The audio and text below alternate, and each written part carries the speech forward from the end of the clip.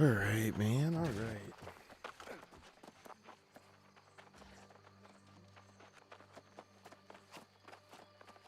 Hold on. More texticles.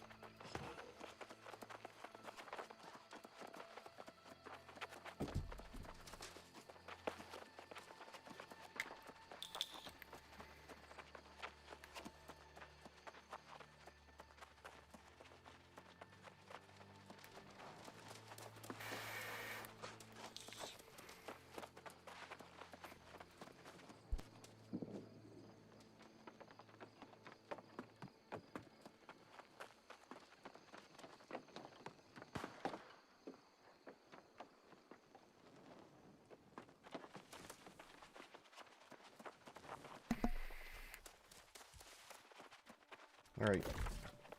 Got some quests.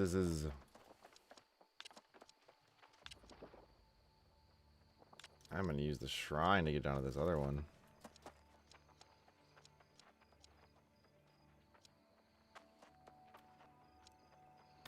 Yes.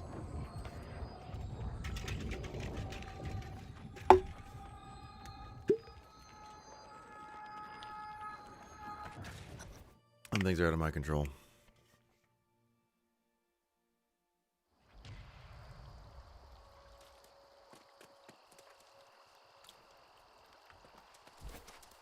Let me see here real quick. Let me see if I can get Merriman on.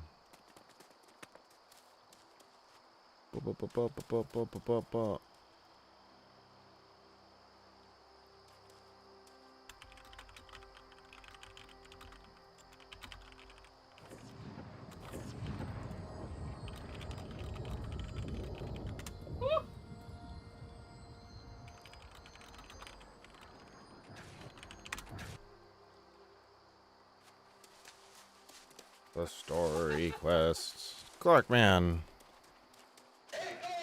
Hey. Go about your business as though I'm not even here.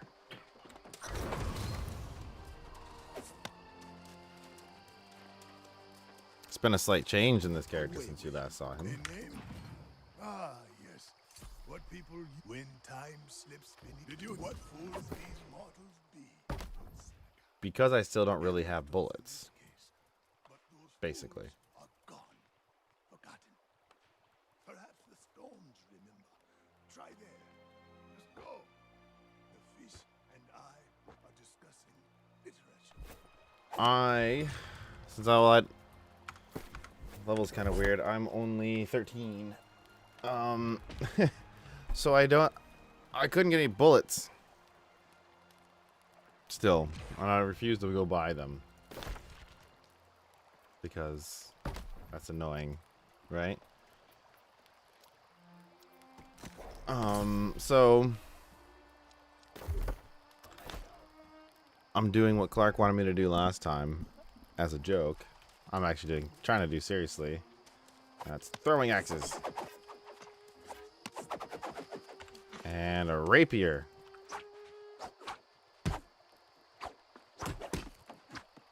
Yes. Yes.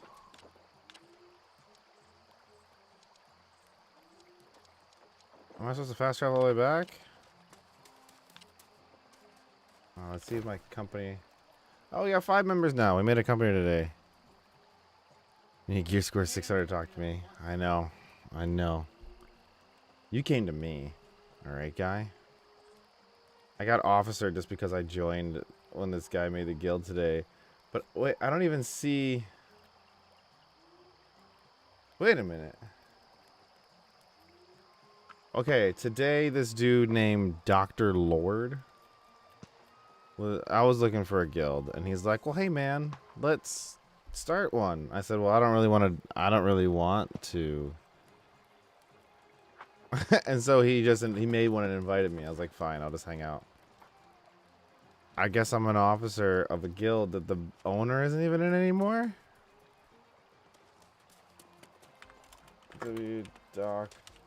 Dr. Lord.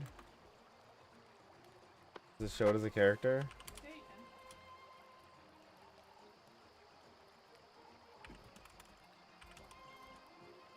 I don't even know if he's like on. I'm only here to see my gear score progression. You're here out of love, and that's okay. Oh, accidental screenshot. Yeah, dude. Screw this then.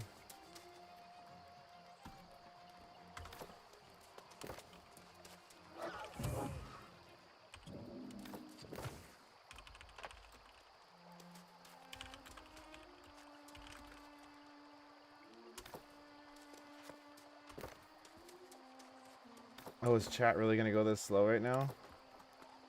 Aye, aye, aye. Yeah, like if the guy that made the guild left the same day. Here we go. Stream is ending.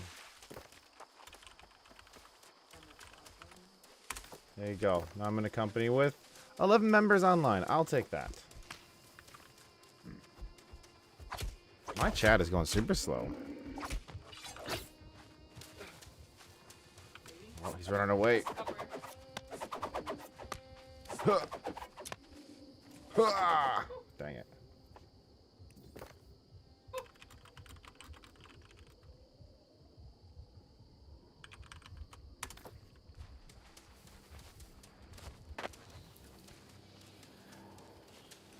Yeah, I don't know. I don't know. He G quit the guild that he made today. Is he? Well, immediately when he made it, he like invited me to the guild, and then he invited me to a party and stuff. I was like, well, look, man, I'm just kind of playing on a lunch break quick. I don't really have time to do a bunch of stuff. I was like, oh, okay, you know.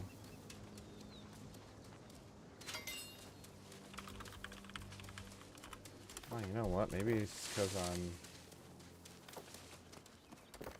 There we go. The chat system in this is a little bit weird. It's not a bad chat. It's just, it's like this. If your feed is everything, it's kind of cluttered. I don't know. You get used to it, but it is different than most MMOs and stuff. But yeah. So the axes is kind of cool. Yeah, I don't know what happened to the guy though. Seriously, I kind of had a feeling he wouldn't go anywhere because he was just like, yeah, let's start one. And I said, oh, I just want to be a follower. I don't really want to. At this stage in the game, I don't really know anybody on this server at all. I'm not.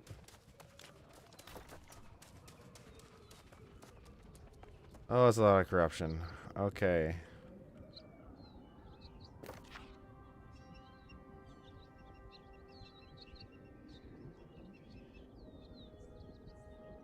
Where the hell am I supposed to catch a snail fish specifically? See, right now this zone is. I crit in my chest. I missed that one. Our alt guild was I crit my pants. Yeah, they're having a war and everything. Okay, well I got a lot of running to do. I could just pay to faster. I'll just run it for now. Assuming this corruption doesn't destroy me.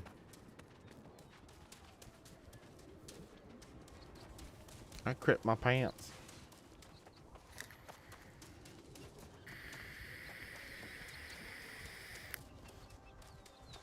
I would really like to find that guy again, Clark. I really would. Dead remembers him as... in KSD, he was Wind. W-Y-N-D. I played WoW with that guy on and off for 5 years, probably. At least. He's actually the one that bought me WoW.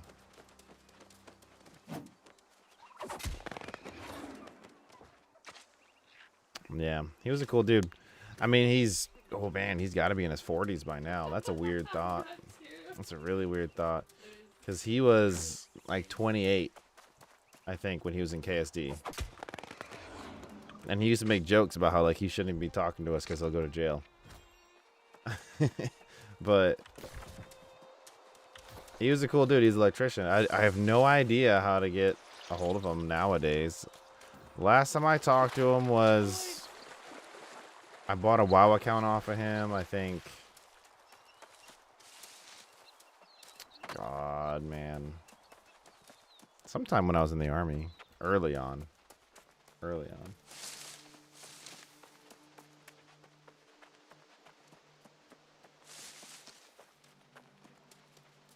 Cool dude, though.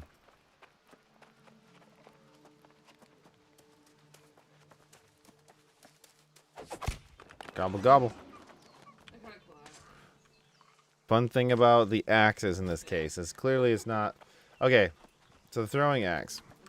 It's not more damage than the regular axe. Like the... Let's be real here. So, you can still put points in this tree. It's kind of recommended to still put points in here anyways when you get further along. But you get these abilities. The benefit versus a gun... Oh, these guys are 14. I can do that. Okay. The benefit versus a gun is that, yes, this is slower, but the unlimited ammo, and it's still a melee weapon. It's just not a great one. But I do lose block because I picked to have the aimed throw.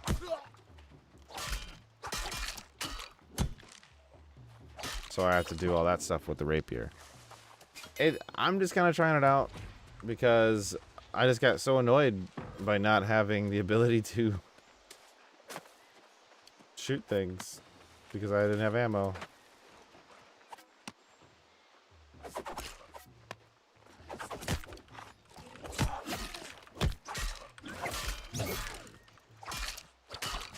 The rapier is pretty good, as you can see, so that helps. Now, one thing I have run into is that without a leveled up berserker, I don't get my heal. So I don't know the max amount of points. I wonder if it's still actually worth it just to have berserker thrown in there. Rapier has some cool stuff on its own.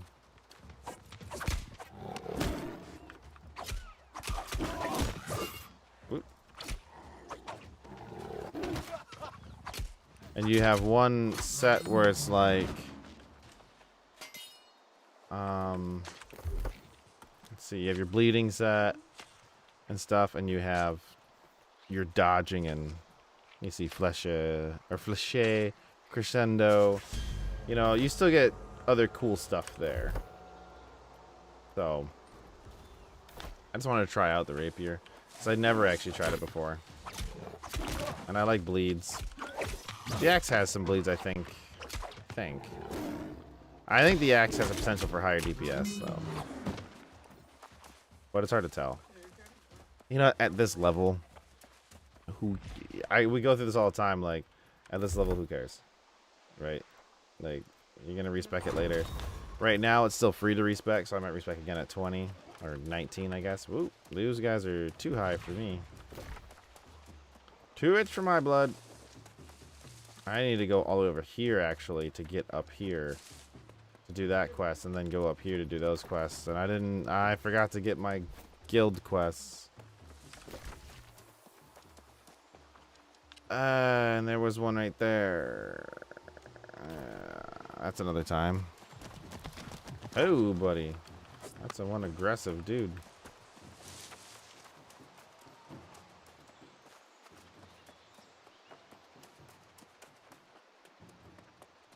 So I'll have to do that eventually. This game is a lot of eventually. Well, I actually want to go the other way.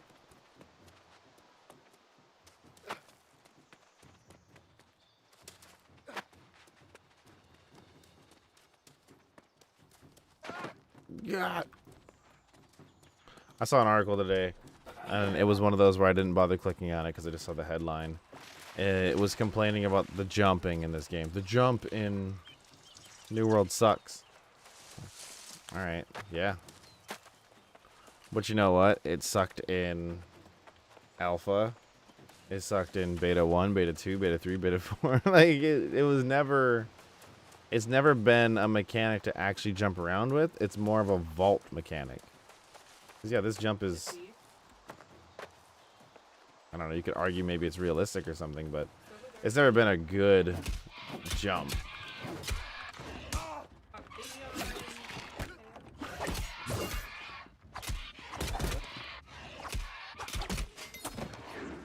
But yeah, it's more like for vaulting over things than anything else.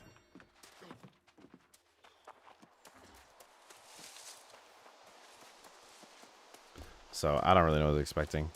You saw that too? That's like the most disappointing thing ever. Night Elf jump in WoW. Yeah, I think they do suck in a lot of MMOs. The jump in Elder Scrolls is terrible for an ESO. It doesn't really provide a whole lot. The jump... I've played games like Aeon, you can't even jump, but you can fly. Look at that. When you're jumping over something, it's fine. And actually, even better, you can just hold down spacebar or auto run, and it'll automatically vault. I don't know. There's no. I guess I'd rather have that than the jumping in Final Fantasy, which is completely worthless.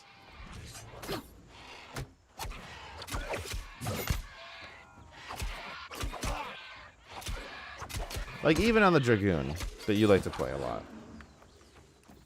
it's very cool to look at, but the aerials that the Dragoon does don't actually matter in the sense of them being in the air, because you can't move in the air. You can still get hit by melee targets in the air.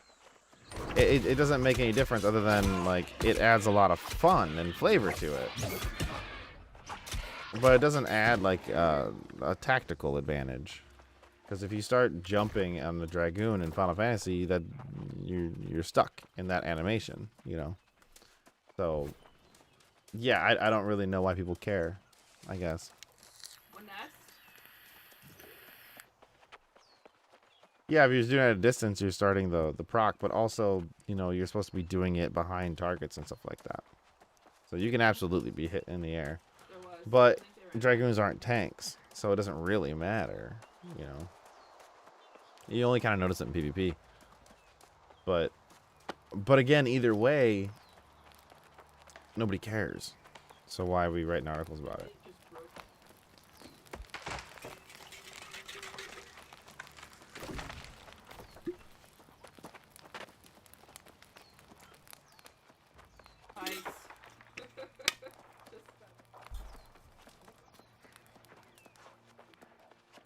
There's a lot of things that people kind of like to complain about.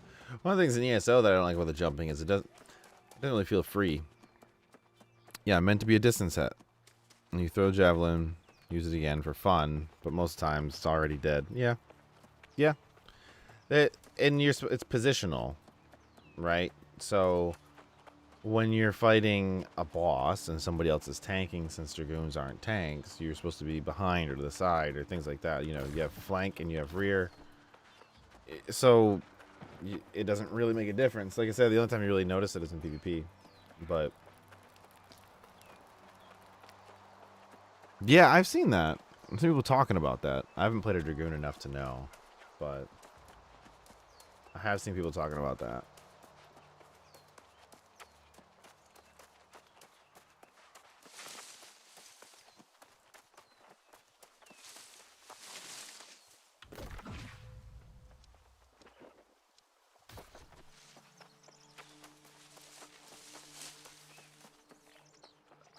Ooh, that's a lot of iron.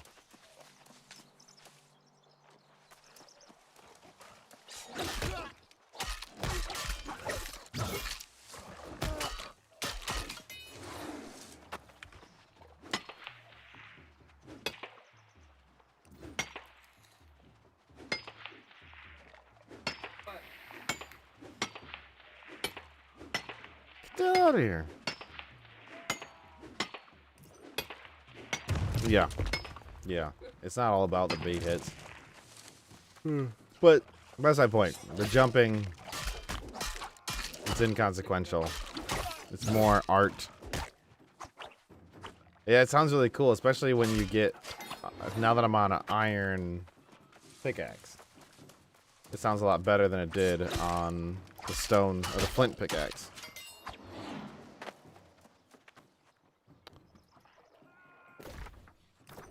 This is different than it was before. In a good way, I think.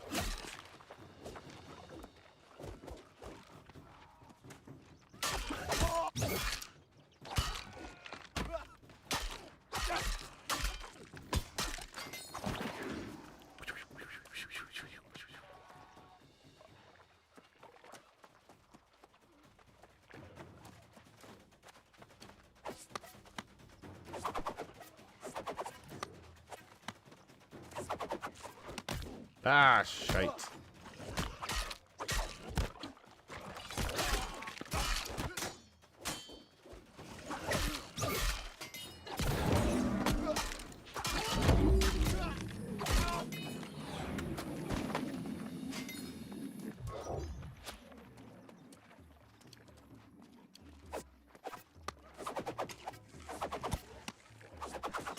Yeah. Oh.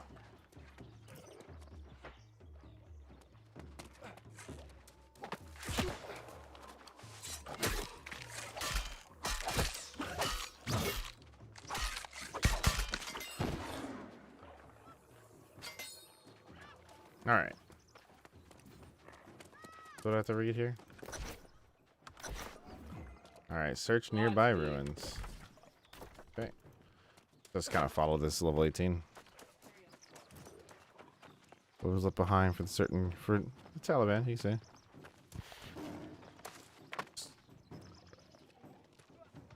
For a different bad guy in a weird way.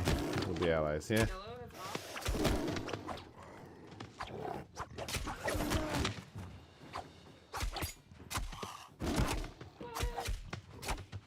I'm actually having trouble understanding the joke because you're not just saying it. Sorry, man. It's so out of context with what I'm doing. I'm trying to understand what you're trying to say.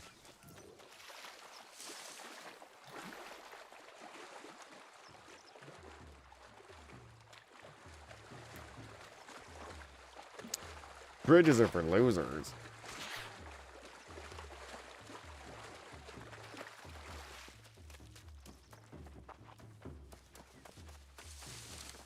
Oh, are they really? That's pretty awesome. The enemy of my enemy is still my enemy.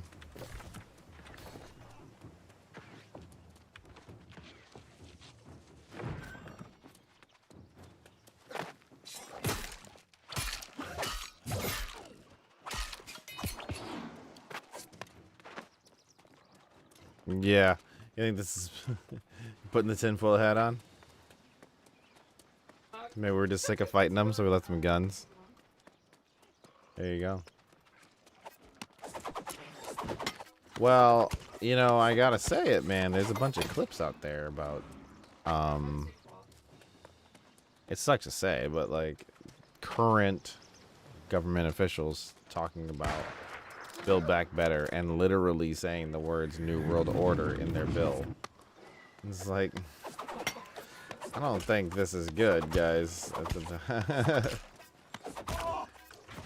we need to at least change the wording here. Something is off.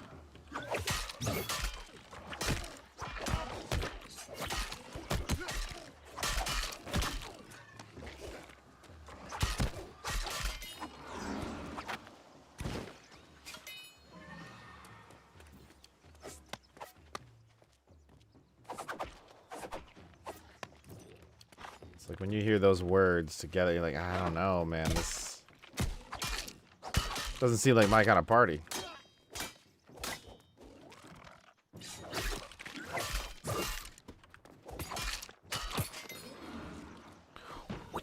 Oh, rapier's kind of fun. I do need more healing, though. Maybe just better food. I think better food is probably the right answer. I have pretty low-level food. So my regen is pretty low. Oh wait, what was I supposed to find over here? More Soul Warden's Oath. I don't remember this one. Oh, here we go. These things. Woohoo.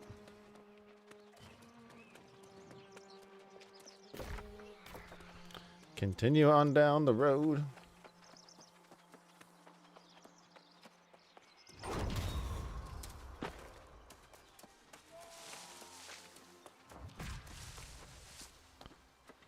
saying that everything wants to make an oligarchy. So I'm like totally game for it. Yeah, it's like there's. I gotta say, Crowder uses the word. The phrase he says is It sounds like they're using the quiet or saying the quiet part out loud. You know what I mean? Like the part that you normally would be trying to hide from people, you're saying it really loudly, and nobody's like catching on to it. It's really concerning. Oh, that's a cool looking tree thing, man. No, it's not part of my quest, but that looks pretty sweet. It's like this jumping is not disappointing to me. It's just not a jumping kind of game. I guess. You know? I think people got kind of spoiled with how easy it was for WoW and Rift, I'll admit. Rift as well. How easy it was for you to get around in those games by just kind of like hackily going around going around the zone. Like in Rift and WoW, just like Counter-Strike, since you have boosts and you can kind of like glitch into certain spots, it's kind of a game in itself to try and find ways to sort of break the game that way. And it doesn't really seem to be much of a thing in this game. I don't know if they have an unstuck or not. I'm not sure, but they might. I wonder if that's part of the complaint. Yeah, dude, I don't know, because there was also... he keeps playing this video of when... I'm sorry, he keeps playing this video of when President Obama had an interview with Colbert. It was a year ago almost. It was December. And where, you know, he's asked, like, hey, you know, would you actually have liked a third term? And most presidents say, no, I'm done, or whatever. But he said, you know, I'd really like to have like a microphone in the earpiece of the next guy and sit in my house in my sweats and just have all the information and kind of be running things. That would be ideal for him. He said he'd like it. Right? And you're like, okay, haha, you'd like to be a puppet master. And that's fine. Okay, you know. He'd like that, that's fine. And then like just last week, Nancy Pelosi, I don't know, just tongue slip or whatever, I'm assuming, said, you know, I'm not quoting but I remember her saying that, you know, they're working towards President Obama's Build Back Better plan, blah, blah, blah, blah, blah, down the road. And you're sitting there thinking like, wait a minute. So the guy that just said last year he'd love to basically just be the puppet master and be able to control things from his home. Now you're calling it his plan, and it's the slogan of the new... I'm just saying, dude. It's funny, but not at all at the same time. I don't know.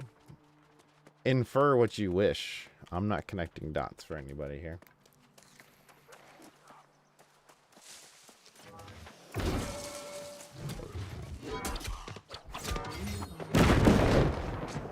Ah, that thunder. That's so cool. I just don't really like to use those, but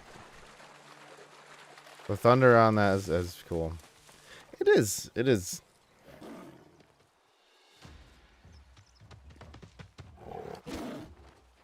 To me, it is. It's spooky that...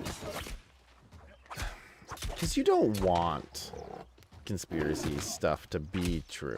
You want it to kind of be in the fantasy. Just like when you think about, like, oh, aliens are controlling everything or something.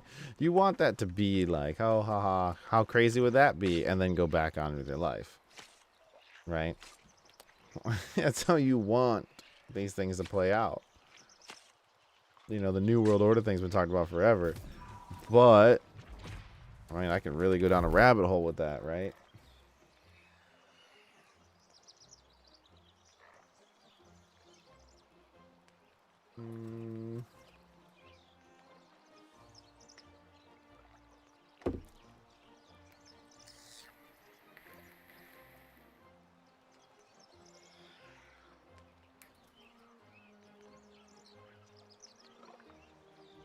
Oh, cool.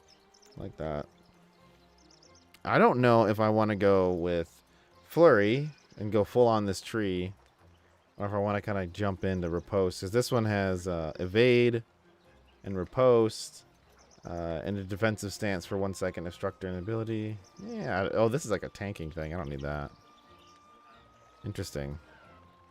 I could use other things in here, like add 3 stamina per hit, deal 10% stamina when you're low, or 10% damage when you're low on stamina, which is cool. And this evade thing is really cool, just for living. And it gets really good.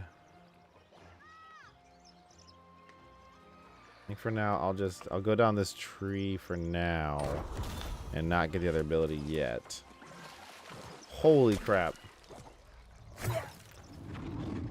What did you just get me aggroed into? Are you kidding me?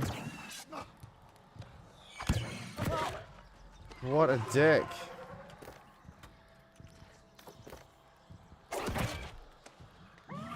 Dude.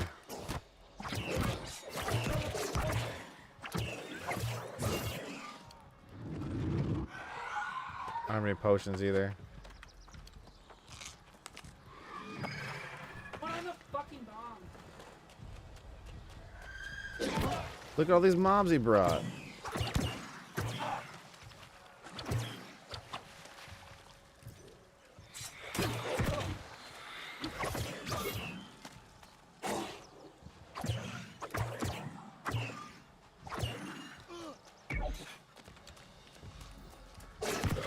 Hold on, man. The problem with healing with food is you can't be taking damage while you're healing. I mean, you get the standard re-heal, but the heal buff comes while you're not taking damage. If you take damage during a heal buff like that, it stops healing. Jinx, blackout, haha. Have to waste a bunch of food now because of this. Ah.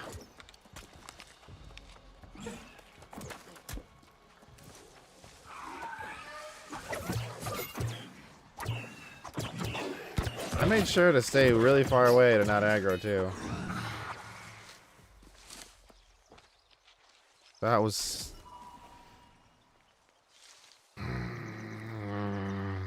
I lived.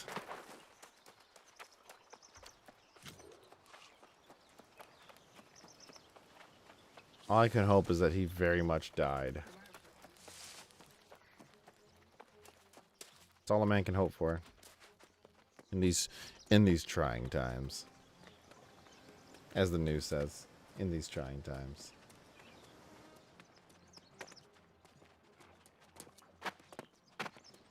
Oh. See, look at that, man. What is this dude complaining about? Jump scene's fine when you know how to use it. This won't work over here. Oh. Tell me what was so bad about that, huh?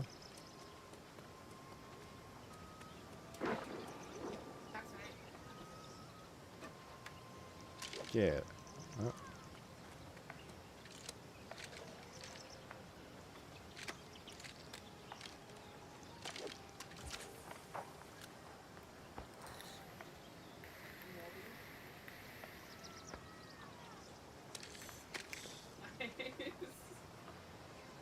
Go burn.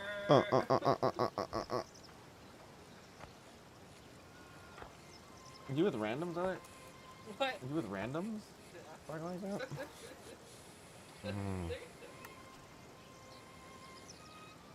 Teenagers. I swear.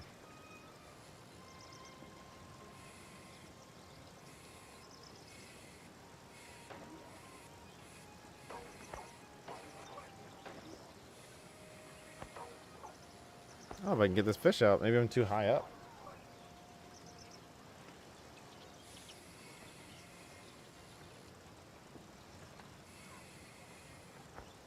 I don't know.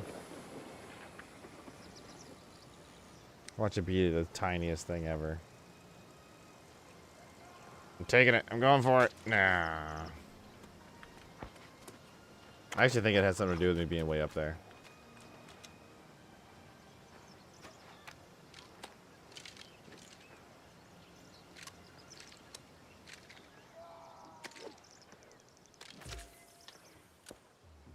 deep.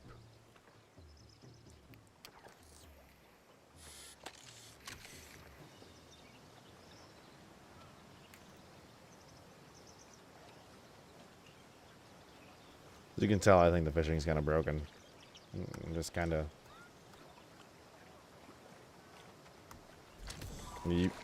That was a 13.9 pound fish that I just kind of tapped in there. I think it could use some work, the fishing system.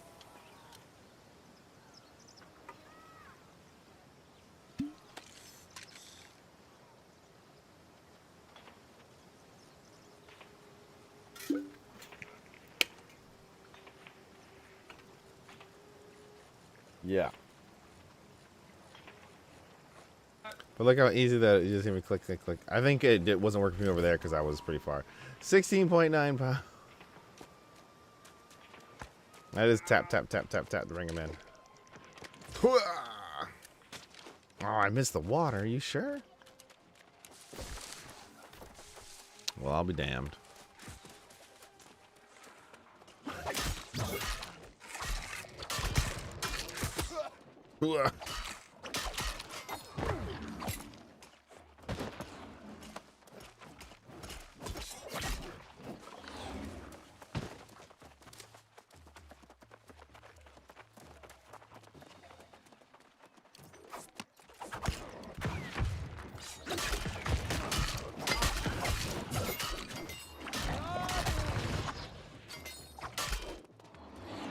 Eat it.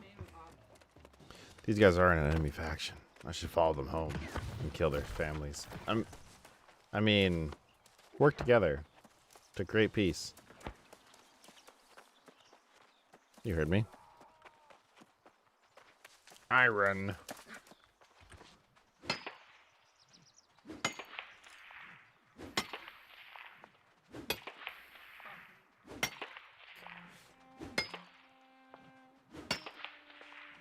Seen in a while. Post Apple says the iPad Mini's jelly scrolling isn't a problem that needs to be fixed. And the post says it's just how the iPad is Mini's built. Yeah. I'll tell you what would fix it though, because jelly scrolling is actually kind of a big problem in a lot of things. But what I haven't seen it in personally, and I could be completely wrong, is 120 hertz displays.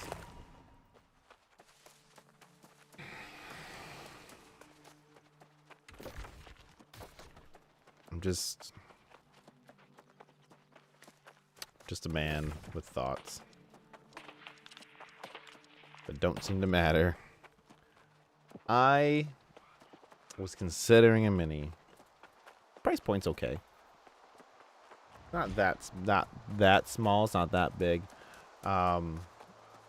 60 hertz is like, what's the point then? For me, at that size, if you're gonna use it for like a control center for a bunch of like your home stuff, then cool, right on. I wasn't gonna do that, but I did watch Luke Miani. I'm bad with his name. I watch him quite a bit for Apple stuff. He's got really good perspective on it. He's a big user of it. He calls it out. He likes to fix them. Anyways, he mentioned his biggest complaint about the Mini, by the way, is that they didn't scale anything differently for the Mini than like the 12.4 inch iPad Pro.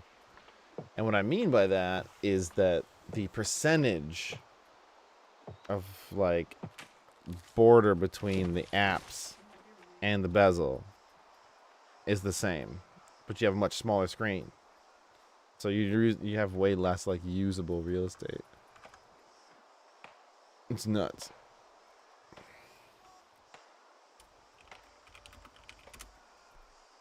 So it's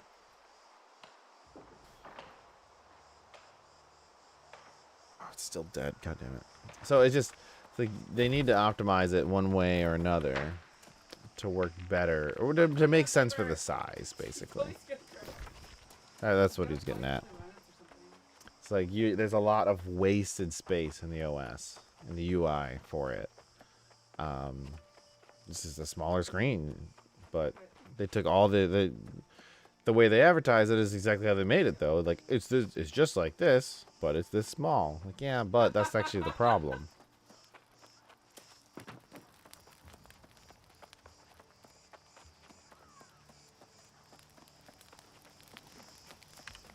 What was that?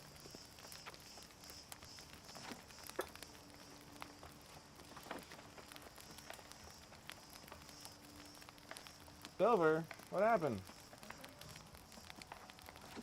Oh, what? What? I thought you were randoms. You got somebody in there. Oh, now I do. You just added the kid you were talking to? I can't read that. I can read that, but I can't read the nameplate. Way too. It's like white on gray. Ridiculous. So, they need to fix that stuff. I don't know if they will. Maybe if they get enough complaints for it. Not enough real estate, yeah. That's kind of part of it. Well, it's not. It's the same thing as like the iPhone 13 power-wise. That was. I mean, well, I think I talked about that quite a bit. Some people have really harped on it for the iPad Pro. That I would run to the store and buy one right now. Instead of thinking of a Surface or a MacBook or anything like that. I'd go run to buy an iPad Pro. And the overpriced Magic Keyboard and the overpriced pen. If it could do Pro apps. That's it. I think that they would really fare well by making their own Surface, basically. That's what the iPad Pro would be. I think that there is room in the market for that. I really do. I think that you can have your iPad lineup with the Mini and the regular and the Air. And then you have the Pro, which is just the same way Microsoft names their tablets. You could have the Pro. You could make that a direct Surface competitor. It would be fighting the Air, but it already costs more than a MacBook Air. An iPad Pro starts at like $800, and that's with only 128 gigs of RAM or 128 gigs of memory, which you want to go 256. So you're already going to be at $900. So I think you're already kind of above the MacBook Air. But yeah, I think in that same regard, I think that they would benefit from just, it doesn't really eat into the Air. Not the way they want to sell it to you. So, the M1 MacBook Pro, I think it's 512. Yeah, no. I think that the M1 MacBook Pro, the 128 and 256 versions are 8 gigs of RAM, and the 512 and up is 16 gigs of RAM. And you're already at like $1,200 plus. And this is on the 11-inch. If you get the 12.4, then I think the 12.4 starts at $1,100. So I think you're more competing with the MacBook Pro at that point. I don't think you're really gonna I think at these price points, and like I say, that doesn't count. The keyboard is $250 and the pen is $150. So I don't think that people that are actually shopping for a MacBook Air would consider an iPad Pro. Like if it was the Surface style instead of iPad OS, I don't think that they would really consider that, because it'd be much more competing with the MacBook Pro people. And for the MacBook Pro people, it really kind of just comes down to, do you want to do the kickstand, not kickstand, but yeah, that's the cheapest version of the 12.9, and I would not get a 128 personally. I think 256 should be the minimum.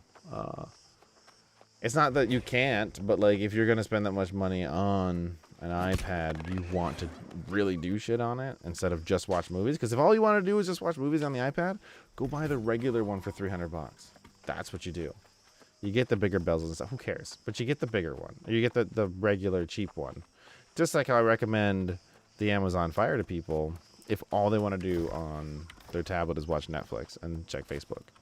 If that's all they want to do on their tablet, and they're not really big into gaming on tablets and things like that, I say go buy a super cheap Amazon Fire. Move on with your life. You'll spend like $100 after taxes or something. Just move on with your life, I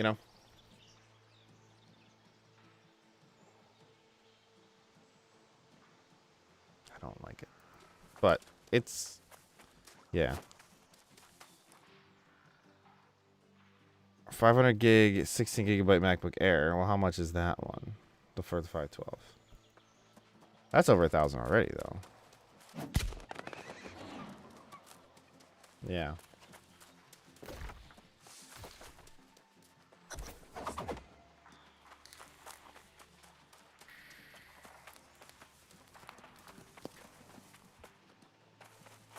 Well, you know, Microsoft does like the Surface Pro and the Surface Laptop and the Surface Book. All those are kind of within each other's price range. They don't really seem to cannibalize each other's sales because they're so specific. Like you either want, especially when it comes to the Surface Laptop, you either want a detachable or you don't. Because if you don't grab the detachable. You don't grab the detachable. You get the regular laptop.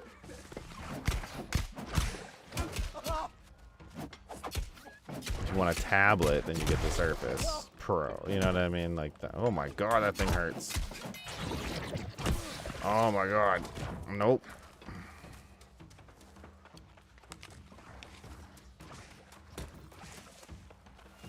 The hell quest did I get myself into? Only time I've ever done this one is when there's a bunch of people here.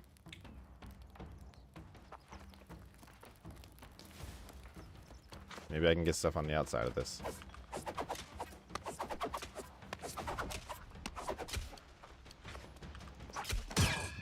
Whoa, he broke my block.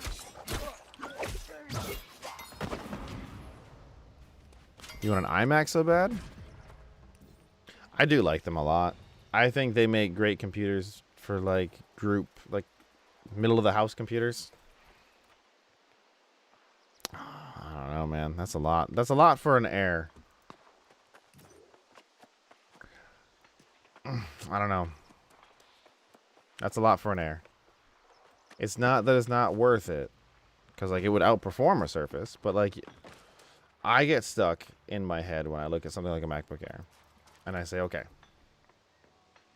it's good when you buy closer to base for the price. It's good, but you don't get a touchscreen. You can't fold it like over. You get no pen support. It's 60 hertz. You get like 2 Thunderbolt ports, and that's about it. And like I said, it's good. It just, you know, what are you giggling at over there? What? You about to join his thing? Yeah. Yeah. But like, Yeah. Uh-huh.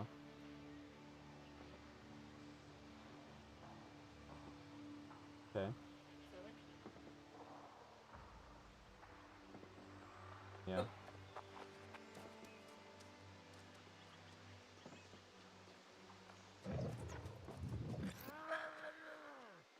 See how it is.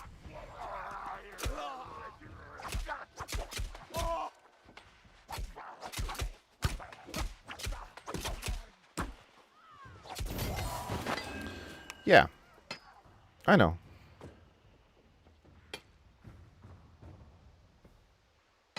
I get it. Your desk at work is a lot smaller, though. You might want a tablet at that point. Yeah, I mean, a Surface might fit that better. I don't know. I'm not saying one or the other. But what I'm trying to say is, like, those specific things, when you look at that price point, it's kind of a hard sell. Like, really the only reason to buy a MacBook Air today is because it has the M1 chip. And the M1 chip itself is so good. Otherwise, if you actually look at the feature sets of a MacBook Air, you could buy any $500 or $600 laptop and get the same feature sets. Does that make sense?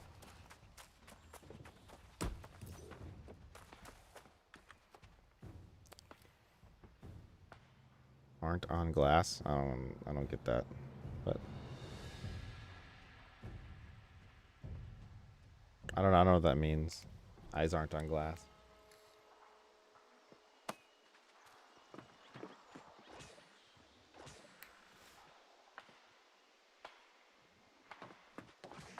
But, you know, when I look at the feature set, it basically, if the MacBook Air wasn't rocking an M1 chip, because before it wasn't. It used to just be this super slow thing, honestly.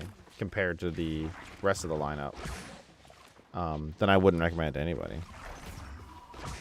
If that makes sense. But it is a good performer. But eyes on monitors? Yeah, I don't know, man. That's pedal to the metal talk. It's like, dude, do you mean open the sensor all the way because the car doesn't even have physical throttle linkage anymore? Is that what you want me to do? Oh my god. What's up, homie? Hey man, thanks for hopping on. Sorry you had to Eat work my so late. sandwich first. Yeah, sorry you had to work so late. I kind of hear me.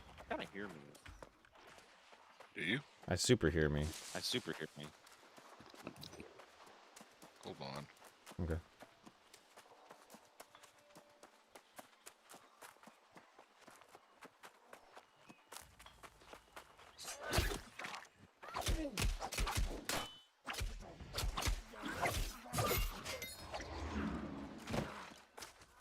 Ba-doo.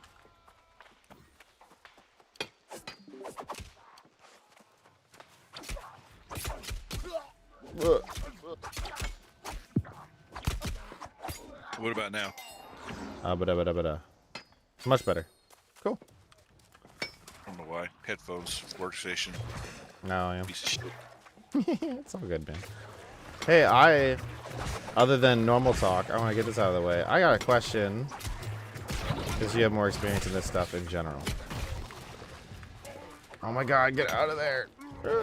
So I have a cheapo Bitter X2.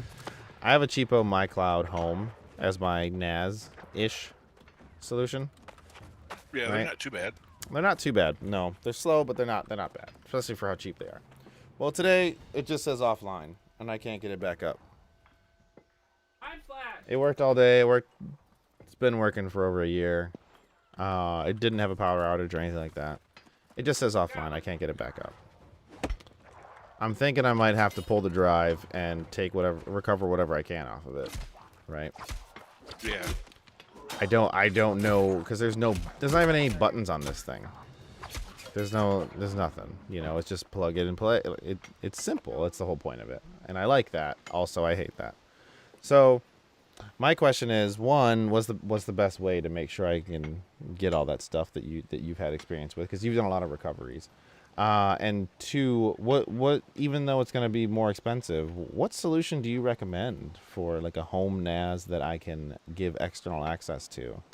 Because like Chuck drops videos and stuff on there. We use it to pass videos back and forth for editing and stuff like that. What solution would you recommend that isn't insanely complicated, but you know, like a Synology or something? Synology is pretty good if you just want something off the shelf and just quick and easy, but it ain't very powerful, so just be aware of that. Not powerful. What do you mean? Pretty quick. I found limitations on the MyCloud the first 20 minutes I turned it on, but like it's mostly user access based. It's really kind of messed up, honestly. One that you could probably look into is if you got some old parts laying around, you can actually build your own. And Okay. I actually advise that one. There's a product out there that's free. They have a paid version, obviously, but there's a free version too. It's called True Nest. And it's kind of loosely what I have, but not on as grand of a scale. Okay. And it has a little plug-in on there called Nextcloud. Oh, I've used Nextcloud before. Yeah. Yeah. And it has a jail that you can do. There's a pretty good guide on how to set it up. And that would be the probably end-all solution I would recommend for you transferring videos back and forth. Okay. I'll have to look into that. I may end up with like the off-the-shelf Synology, but I think only because of space limitations. I don't have anywhere to put another computer, I don't think.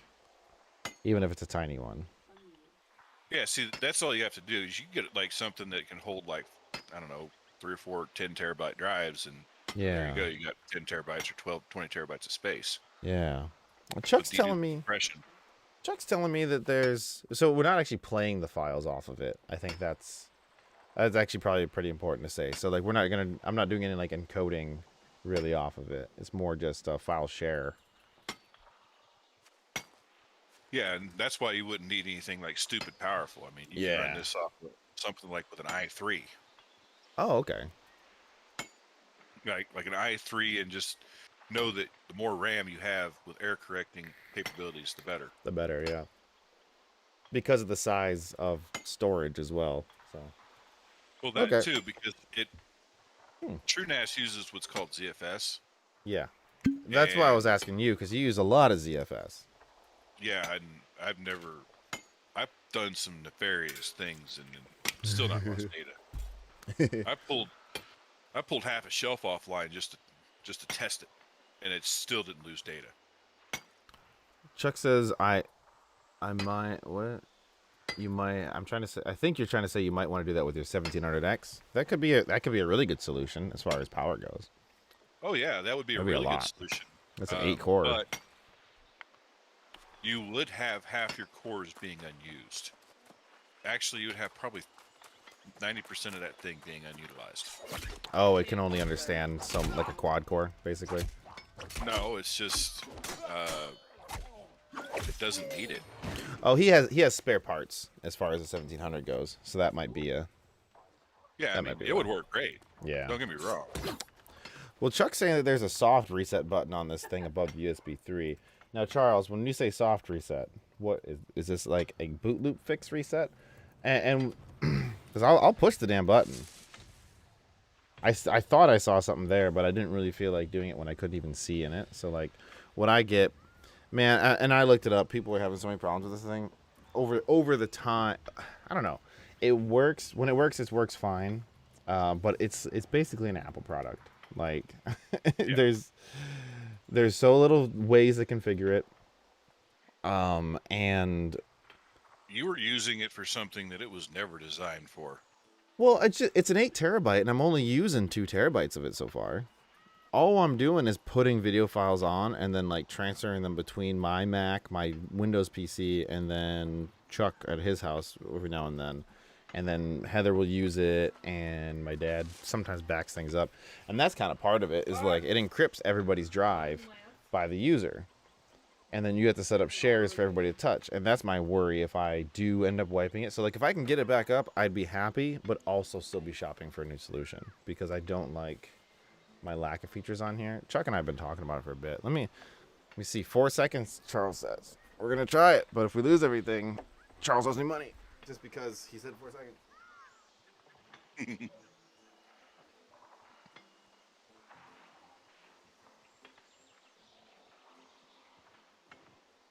It's one of those you need like a paperclip for. Damn. So, I usually keep that one of those in my binders for work because, reasons.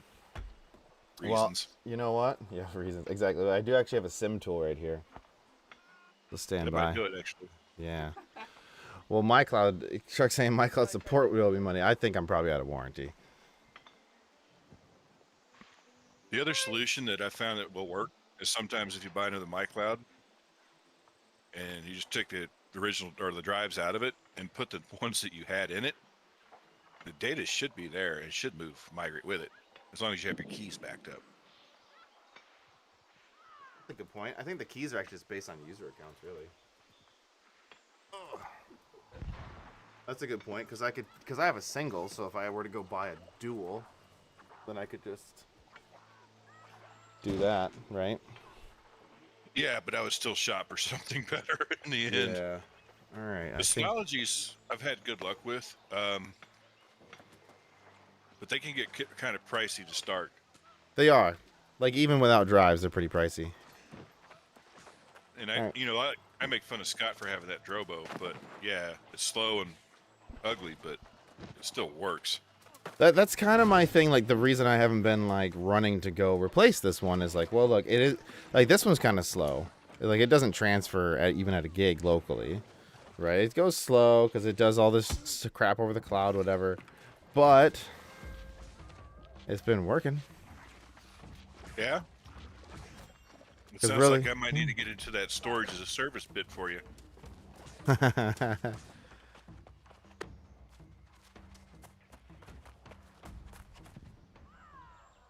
mean, I could carve out probably, I don't know, for $20 a month, I could probably carve you out a good 5 terabytes. That's what I'm trying to avoid. I'd pay for somebody else to do it. Chuck says if only half the cores are being used, you could use the other 4 to run a VM on it.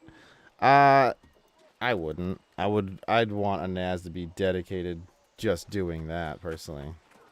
Yeah, so best practices, you don't really want to co-host a NAS with VMs. Yeah. It's not that you can't. It's that if you have a problem with either side of it, you may kill either side of it.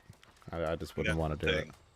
Yeah. And that's my whole argument against the whole hyper-converged infrastructure of the clouds of today. Yeah, it's really... I think it's putting a lot of eggs in a very shaky basket. Exactly. Especially for those old enough to remember the mainframe days. Oh, Chuck remembers the mainframe days because the company he works at still has mainframes. We've been decommissioning ours. No, I used to work there too, and it's still a big business because there's so much old crap that goes on there. It just hasn't been converted yet. Just like you're saying, you're decomming yours, but it's not there yet. Oh yeah, it's nuts. Oh. It ain't unheard of for me to walk into a brand newish data center and see this giant cage with nothing but old school mainframes, and I'm like, why? Yeah. You guys spent like $15 million on this building. Yeah, just to house 40-year-old equipment at this point. Yeah, and now it's like eBay or die. Yeah, like good luck finding replacement parts for these things. And anybody who actually still produces replacement parts is charging you so much. So much. Oh, I've got an entire, like, half my garage just assorted to Oracle Sun Solaris shit just to keep things running at work. Oh, God. I held it for 4 seconds. It doesn't seem to have... It seems like it's still in the same state. It was offline. I have obviously power cycled it, but the only way to actually power cycle it normally is to unplug the bastard. Which you don't like to do, but sometimes you have to do. It just kind of crap. Like, Chuck started uploading some files today. I got notifications that he uploaded some videos, and then I come downstairs. I made a thumbnail for tonight on my tablet, and I go to upload it to the NAS. I'm like, it's not there. It's just showing offline. So I don't really have like a custom thumbnail for tonight because of that. You know. Is what flashing blue? There's no blue on this thing, buddy. If you're looking at it, it's the MyCloud Home. It's a single 8 terabyte one. And the only light on it is a white strip in the front. And that is brightening and dimming, which is basically the boot up lights as far as I'm concerned. Oh, that's an iron vein. Have you tried this game out yet, Simon? Man, I've been busy. I ain't had a chance to play video games. It sounds like it. I built 2 fresh domains this week with SCCM deployments for both. Hey, wait. That sounds like a bunch of Windows stuff. MECM, and then also built 3 Splunk clusters out. That doesn't sound like your job. I mean, Well, really. No, I had to build out the servers, and then I had to actually deploy the configurations. Okay. I had the security guys set up the configuration files, and I just executed them. Yeah, that's good. Because I'm not stupid enough to give them bastards fucking root access. Lately at work, they've been jumping so much on us, you know, because obviously I'm security, and they've been dumping. Well, you can make it work. You can fix this. Like, yeah, I can. I said, but you guys are really setting a bad precedent again. They're doing the whole thing where like, well, security has the tools to accomplish some of these things, and we don't want to do it. And like, guys, you don't want security doing all these things. No. Because that means you have to give us power to do these things. And we're going to use it. I got promise. bitched at for giving them access to McAfee EPO, and I was like, well, that's your job. Well, why don't you do it? I'm like, that's not my problem, buddy. Yeah, EPO's a... Oh, screw this. EPO's an InfoSec thing. I said, that's all you. I configure it. I set the databases, login permissions. You shouldn't even have to do all that. You should just be making sure he has storage for it. Really, I mean, InfoSec should have to deal with the rest. Well, no, because they have it to where we install the applications. Oh, if it's tying into a database like that, because interesting. I have to make sure my database admin builds the database right. Then I connect the application. I set the LDAP and all that other shit. And then I say, here. Go Interesting. configure. Here's your workstations. Here's your IP pools. Yeah. Go nuts. I talked to Scott a little bit, but I don't know if anything's going to go anywhere. Doesn't really sound like it. He was saying something for a different team. I'm like, okay. I don't know. I don't know, man. But I can't get him to answer the phone or anything either, so. Dude, right now, I don't even know what's going on. I had a guy quit. Did you? That sucks, My lead dude. quit. We got so many people quitting. We just hired some contractors. That's their solution now. So my lead quit. I'm looking at Scott going, well, who's taking the spot? And he just kind of looked at me smiling evilly, and I'm like, oh, fuck, I don't like that. Only if it equals more money. I don't even know if you really care right now, do you? Chuck says he has level 3 teams coming to him asking for files and stuff. He's like, I don't know. That could be the other side of the company. Someone dumped a ticket in your queue. That's kind of common. I don't answer tickets. I don't do them. Probably should, but I don't. I should. I have this problem. People get really mad at me, but it's kind of one of those, well, what are you going to do? They put in tickets, but I just have all that going to like a junk folder. It's like, if you need me to look at a ticket, just, you better message me. Like, sorry, guy. Like, people get mad about it, and I always have to end up telling them, like, we're 2 people for the entire company. Yeah. Like, look, if it's urgent, email or message me on Teams or something. Just, I got 3 cleared admins, and I'm handling 7 fucking networks. Yeah, that's about that. Yeah. Well, I mean, that's the reason I was trying to offer. Not that I'd feel like driving into a on post or anything or on base. Not that I like doing that, but I'm sure that I just figured that there was somewhere that could use the help. I mean, once I get everything done, it's going to be easy. But my next step, though, is I somehow have to convert about 2,000 some odd fucking machines from static IP to DHCP.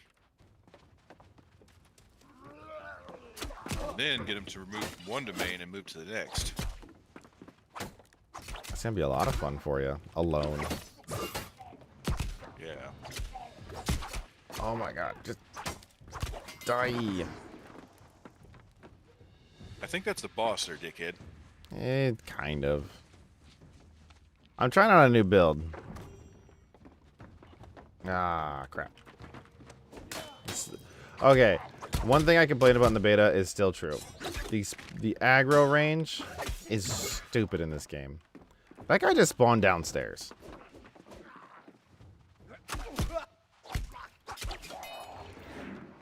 I mean, yes, he's definitely higher level. I'm like, that's his level 17. I'm level, what, like 14. But I'm getting low on food, so I actually do have to go back to town soon. Go craft. But I'll have things that are like 5 levels lower than me from probably 20 yards away aggro on me. And I kill him in like 2 hits, but I'm sitting there thinking like, what? Clark says he's lost in this conversation. Talk about A+ stuff. We got a shitload of workstations that are all fucked up running secure host baseline.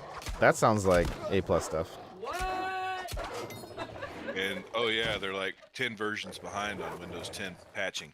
See, we've been having that problem a lot. And they keep getting confused on how easy these things are to fix. And they're going through, like, I can't really say specific tools and stuff on here, but you know, they're going through with stupid things like, oh well, we check CMDB and we use BigFix to look at things. I'm like, well, you're dumb because I have this thing here that I type in one command and it tells me everything live on the network. You know, better fix we this. bought Tenable. You know how fucking expensive Tenable was? Jesus Christ. Yes, because we have it. But we don't. I don't use that. I don't use that.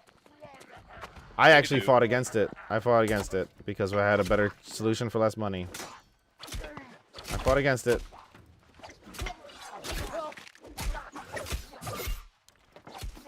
I fought against Qualis. Yeah. I fought against Tenable. I fought against BigFix. And then every time we try to hire somebody, like, well, you know, we don't have enough money. We gotta hire a Filipino. I'm like, you know, with how much you spent on this stupid piece of software that we didn't need, we could have hired a lot of Americans or a shitload of Filipinos. Like, let's just be honest here. Yeah. We could have hired so many people off the price of some of these softwares. Make some crap program, sell it for $1 million to this company. For yeah, you're right. You're right. But I gotta make sure. Well, it's risky for me to make it. You gotta make it, and I just you know, I help you, but it's gotta be in your name. So we'll have to figure out the details. If it's in my name, they'll just say, well, you work at this company, you made the software. We don't want to pay you for it. I was in a meeting earlier today. They wanted to spend, I think it was like $1.8 million on this DHCP software. And I was like, why? To do what? Just to like do DHCP? Oh, I can't fight. Yeah, just to do DHCP and DNS. And I was like, we already have that, dumbass. You don't. Why do you spend that much? The guy was like, well, does it work? I was like, I don't know, but if it don't, call 1-800-Microsoft to fix your shit. Yeah, I don't now. get. Yeah, I don't get that. Why do you need to spend a bunch of money on that stuff? That's what I said. I was like, fuck that. Buy me more hardware and another employee. Shit. I'd much rather have a human attached to help me. Well, I was at one company and they wanted to buy some. They wanted to buy some crap to help them with like their BitLocker deployment. I was like, oh man, I was that like, pissed me off too. They had another meeting about that, and they were like, "Well, we need to have this and this and this," and I was like, "Why?" yeah. Well, how else are we gonna implement it? And I was like, "I'll call you back in an hour." I come back, I called back at the meeting, and they're like, "Oh, so where we at?" And I was like, "I just went and implemented it." They're like, "What did you use?" And I was like, "SCCM. You paid for this son of a bitch." Yeah, all you're doing is deploying scripts. Like, let's be real here. Let's not overcomplicate these things. Yeah, like for that BitLocker thing, we ended up, you know, they wanted to do all this shit. They wanted to buy all this stuff and pay Microsoft. I was like, let's hire a contractor. Just Here's the funny thing about they this. just hired a contractor for a 4-month contract. He did it all, and then everybody went on with their lives. That's it. That's all you had to do, right? We had that little flood incident, so we lost all that shit. Yeah, I remember that. So we got the file server back up and running, right? Yeah. Turn it on, BitLocker. Yeah. Guess where the BitLocker key was stored? Let me see. A piece of paper they got underwater and thrown away. It was stored on Active Directory with backup on the file server. Well, that's a terrible place to put an encryption key for your. They do know that like domain controllers are the biggest target, right? Oh, I know. I mean, That's why you put them on a fucking network not everything can talk to. Yeah. And you restrict the shit out of them, too. That's so crazy. For anybody watching that is not quite sure how that works, you know, BitLocker, you can lock out the whole hard drive, and you need an encryption key, and you should put the encryption key where nobody can remotely get to it, feasibly, or at least not everybody can get to it. Everybody has to communicate with the domain controller. This added holes that weren't there to begin with. And oh, by the way, if some crazy shit happens and you don't have that key stored somewhere else, and you set this up correctly, your data is fucked. Oh, it's gone. It's gone. Yeah. Nothing you can do about it. Oh, BitLocker. If you screw up BitLocker, it really sucks. The only thing worse than that is losing a Lux password. Got one. Because there's Lux? no recovering that. I'm not familiar with Lux in that way. Lux is the Linux version of it. Oh, okay. So Windows encrypts at AES 256, Yeah. and it's a pretty strong key. But Lux, I've seen crazy bastards running around with 4K keys. You're not getting past that. Are they doing it just to be mean or something? Like, what's the point? What's the Those point? Linux guys are paranoid assholes. This is true. And it gives you the option, so they're like, oh, why not? Why not select strongest encryption I can possibly do here? Yeah. Without a speed hit, and then they're like, oh, I lost my password. I Well, bet Watson you can't even fucking save you for that. no. I bet you some of those it's like their boss said, well, why wouldn't you use the strongest encryption that we can?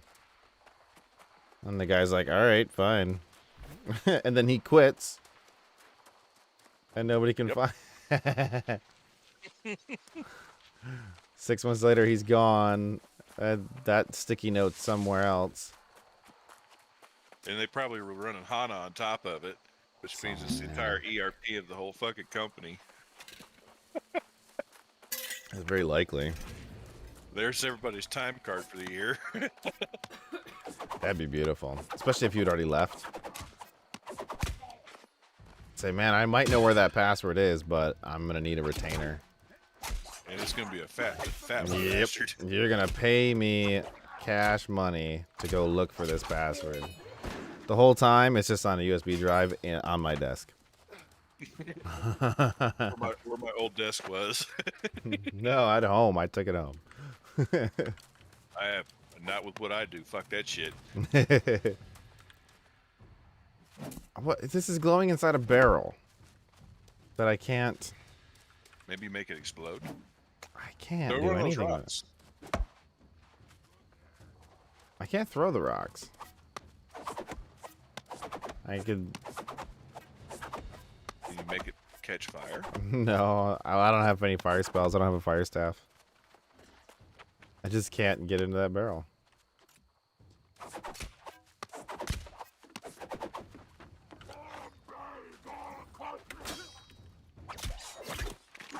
Maybe you gotta kill the guy inside. No, I think it's just bugged because it's supposed to. I think it's supposed to be sitting on top of the barrel, and it just isn't. Yeah. The quest for this one is actually just to defeat these guys, so it's not as big a deal, I think. Huh. Crap. It really sucks when you're 4 levels lower than them. I may come back.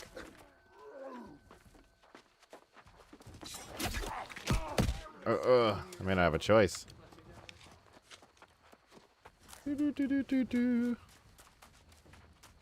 Ah, it's a third one.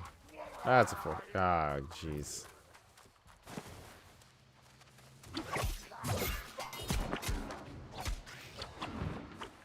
Run, Forrest, run. That's how it Got into feels. the next guy, dumbass. I didn't. Oh, the stream's a little bit behind, yeah. I lived, just not, you know, comfortably. Wasn't the cleanest. No. It sure wasn't.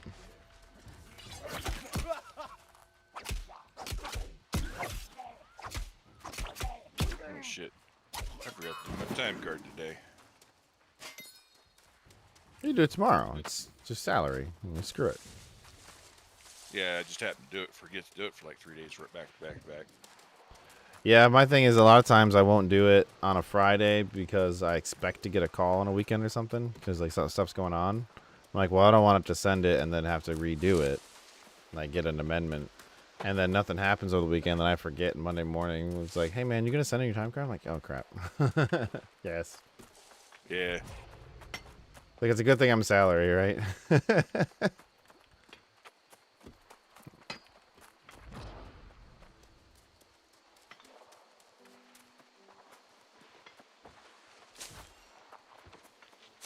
I may have to go hunting to get enough food. These guys are just kicking my ass. But I don't want to come back for a while because it's so far away from everything.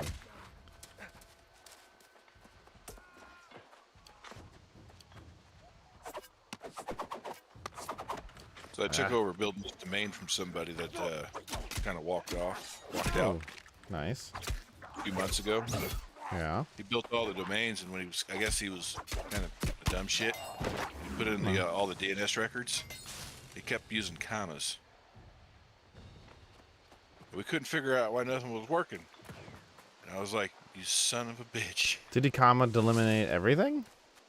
No. So instead of like domain or server dot domain dot whatever, it ended with fucking comma.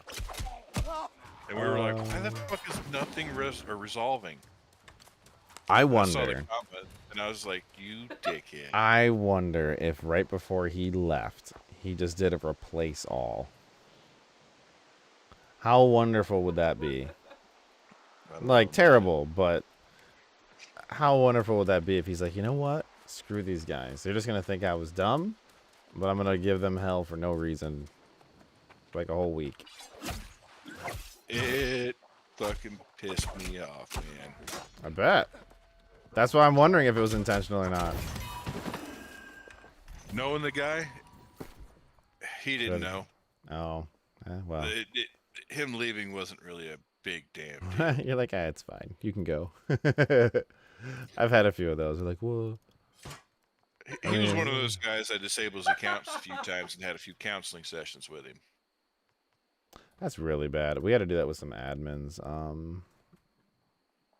We had one, I don't know why, but he kept like disabling security tools. So like, hey, you kind of have to have these on. Yeah. And first time he tried to argue that he didn't do it. That was really weird. He's like, I don't know, I wasn't even online at the time. Like, so you saying that your account was like completely compromised? Is that what you're trying to say? It's like the logs say that your username did this stuff. I mean, is that the route we want to go? Is that what we're doing here? I don't know. Oh my god! So my project managers are all freaking out because our VDI cluster has to come back up. Sure. But Dell is, backlogged on hardware. Yeah. Everybody is. So there's a shortage, and it's real. Yeah. And they're like, well, we have to get this up because, blah, blah, blah. And meanwhile, they stole the InfoSec cluster to do it. Which now I have nowhere to host any of the security tools at all. And they didn't see this as a problem. So then my ISSM was like, you did what? Yeah. Bunch of directors are getting involved and people are getting pissed. And I'm like, I'm just following orders. Let me know when you resolve this, and I'll help set it up. Yep. Like, I'm just doing what I was told. You guys can have your little party. And they're like, well, how are they auditing all their stuff now? I was like, dude, they're using log parser because Splunk murdered it, and it couldn't sustain itself and stay online. You're like, that sounds like it's kind of odd, and it's like, Well, it's not good. Not really. It's not unusual, but it's not good either. Let's see. Let's put an auditing solution on hardware that can't sustain that kind of IOP load. Let's see what happens to it. See how fast it shits itself. Correct answer is 2 days. I was impressed. It died so quick, you're impressed. I have found that I feel like so many vendors oversell their stuff. I was surprised it lasted 2 days. So many vendors oversell their stuff, and like executives eat it up. They just, ooh, yeah, it's definitely, yeah. No. Like the director goes, but that cluster has 200 terabytes. It's like, it doesn't matter how much storage it has, it's how fast it is. Right. We've had that issue quite a bit as well. Even on something simple like workstations. It's like, we upgrade tools on these things. And like, well, it's showing the hard drive just getting maxed out, like the I/O on it.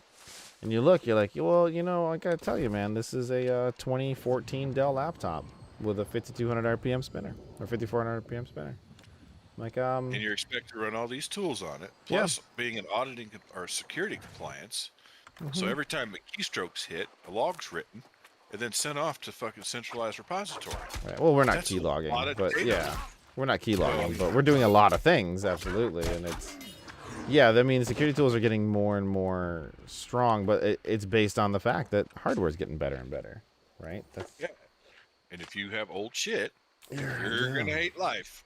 Yeah, this is what we're finding. We're like, well, what are we supposed to do? I'm like, you can get an exemption, but I'm not signing it. You got to go to the CISO for that. I'm like, oh. Put on a pending hardware refresh. Because I can't help you.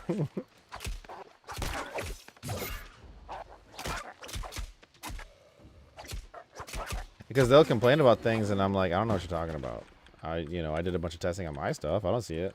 And then I'll look up, I'll just like, oh, what's your host name again? And I'll look, I'm like, oh, yeah. One dude I told, I was like, hey, I was still in the army when that laptop was made. I had an individual with a little HP 600 class, little business special. Fucker was trying to load I think it was like a 600 gig model, engineering model on this son of a bitch. He couldn't figure out why it was taking 3 hours to load and it wouldn't render correctly. It's like, you have an i5. That's pretty fantastic. Onboard graphics. Yeah. And you got 16 gigs of RAM. It's paging. It's not even a new i5. No, and it's going to die. It's going to die a horrible fucking death. Why are you murdering your computer? Why did you do this?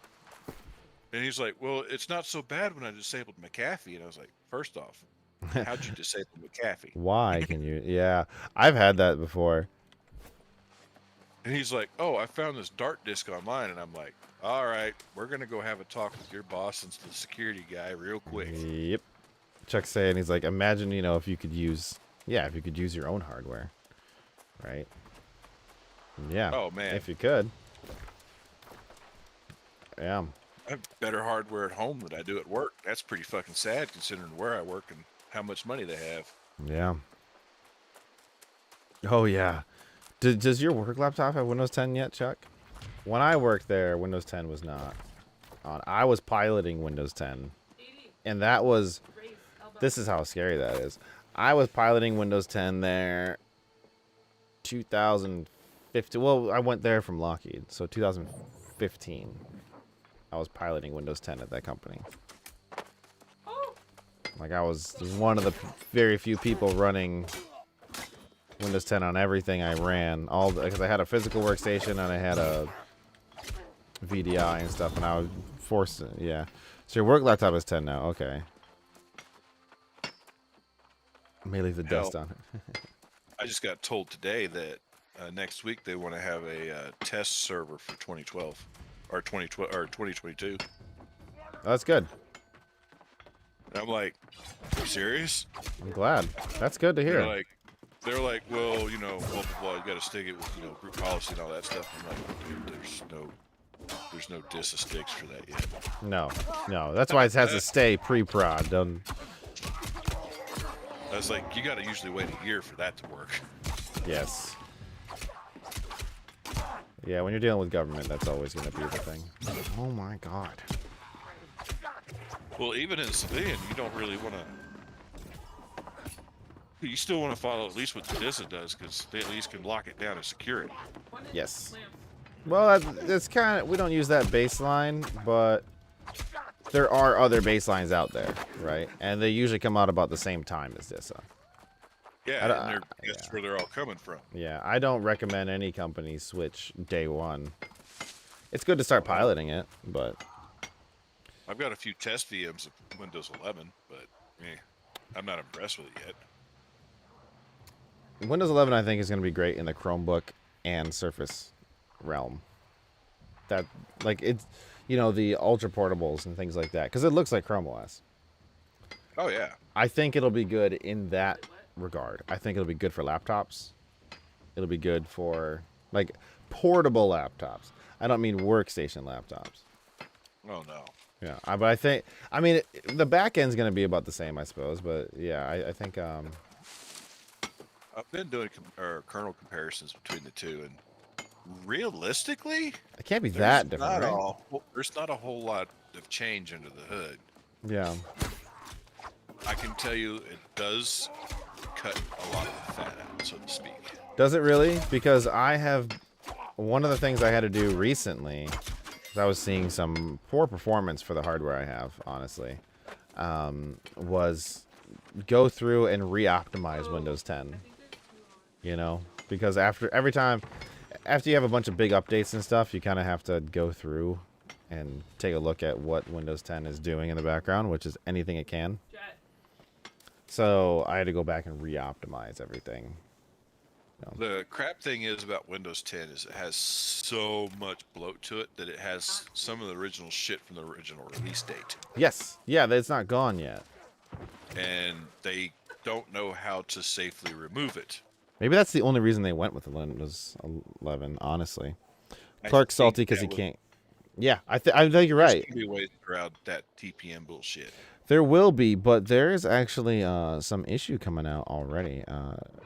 Well, it won't allow 1700 unless it has to be a certain board level. So it's not actually the CPU, it's the board.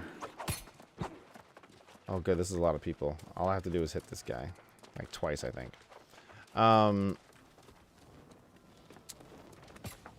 Sorry, the issue is that like games like Valorant, not that any of us play it, but like Heathers does, is that anybody who has Windows 11 and does, because you can get around TPM, like you're saying, but if you have Windows 11 and your TPM is not enabled or functioning all the way, you can't play Valorant. They've Yeah, already announced that. Because they're starting to do a lot more secure checks just by using TPM. Yeah. But I wonder if this is going to cause issues like the Apple T2 chip. Because one of the problems, as awesome as the Apple T2 chip, in things like, let's say, iPhones, right? Or whatever, is still that, like, if you change something like your screen, it recognizes that you changed your screen, and then it throws errors and doesn't let certain functionalities work. Or one of the big ones way back was you couldn't swap Touch ID. They would never let you swap the Touch ID button. They'd say it's for your security, so in case somebody swapped your Touch ID button. But you know, I think like let's be honest here, like the amount of effort it takes to pull apart an iPhone and swap out the home button with Touch ID and get it working properly again. It's very unlikely that it's a malicious thing, right? Especially if all you have to really do is serialize all of them, like through software. And you know, they also did the fact that when you put it back or when you turn it back on, at first booted, you still had to put a pin code. You still got to put your pin in, and then all it really needs to do is say, put in a pin and say, we've detected a hardware change. Please add or please re-add your biometrics. Is that really so hard? No. Because like I have an old iPhone 7 Plus here that my brother gave me, right? Just to, like for around the house to have. Anyways, it does the exact same thing like you're saying. If I restart this iPhone, my thumb doesn't work anymore because of that exact thing. It's like, hey, you need to put in your pin. Why hardware lock it out? And I worry that a company like Microsoft would be really keen to do that, since PC builders are PC builders, and we like to do everything we can to not pay Microsoft more money. That's my only concern with the TPM. I think actually overall it's good because Windows has enough freaking security flaws that having some kind of more secure booting and everything would be welcome, I think. But I do worry in that sense. I have an iPhone 7 myself. That's my work phone. Yeah. It's still actively being used. Yeah, I had an iPhone 7S when I was at TU, and then my brother gave me the 7 Plus, like just to have like around the house. So like you know, for whatever, because I'm a weirdo. But, you know, so that exact thing happens. If you reboot it right now, you can't enter your thumbprint. But I worry that Microsoft is going to try some crap like that, because they already started implementing, like, if there's enough hardware changes, they want you to buy a new Windows license. And now the only quick way I've gotten around that in the past is just by saying, well, I'm going to eBay and buying a license, right? And those licenses are cheap. I don't know how legit they are. My experience, all you really need to do is, if you do buy a license like that on eBay, just use it immediately, because they're probably going to sell it to somebody else if you don't. So, but that's, you know, the thing. So you still end up having to buy licenses and stuff. Oh yeah, you're never gonna get around that. Oh, well, that's my worry, is that, like, I can kind of get around some of that. Like, okay, right now, the only time... Oh, my God, I need a lot more red meat. I got to get killing. That really sucks. Man, I need an apothecary. Maybe I can at least make some potions. That's why I do so much food, is because I couldn't make potion. I didn't have any potions on me. So I was using food as potions. Anyways. Right now, usually the only time Microsoft comes up and says, "Hey, dude, you need to change. You need to pay for Windows again," is when you change your motherboard, right? Or not? That's, you know, partially, that's okay-ish. But really, I haven't had to do that in a long time. But every time I do something like that, though, I'm usually building a whole new system and repurposing the old one. sure. Sure, and that's what Microsoft's trying to detect. They're trying to say, hey, man, you're building a whole new computer. You shouldn't be... You should buy a new license because this is a new computer. And I understand their argument, even though I don't like their argument. I understand it. They do sell software. But... Software companies are where the money is. Hardware is like gone the way of the dodo in price, which is sad. Yeah. We're paying people millions of dollars for intellectual rights for basic stupid shit. It's not wrong. Yeah, I think you're pretty much right on most of that. I mean, some companies like Apple they don't make just as much, but they care more about their hardware. But then really where they make their big money is taking a cut on things like App Store. Oh yeah. That 30% is just insane. That's what the whole Epic fight is about. I mean, that is just such a large amount. I had to walk through for that insurance claim that we have for the hardware that got damaged in the water. And just for one of my networks, they estimated, it said, all right, well, the hardware company said they can replace it for 50 grand. And I was like, what? And then it said, but the license cost to replace it all was $3.6 million. You see? You see? Fuck.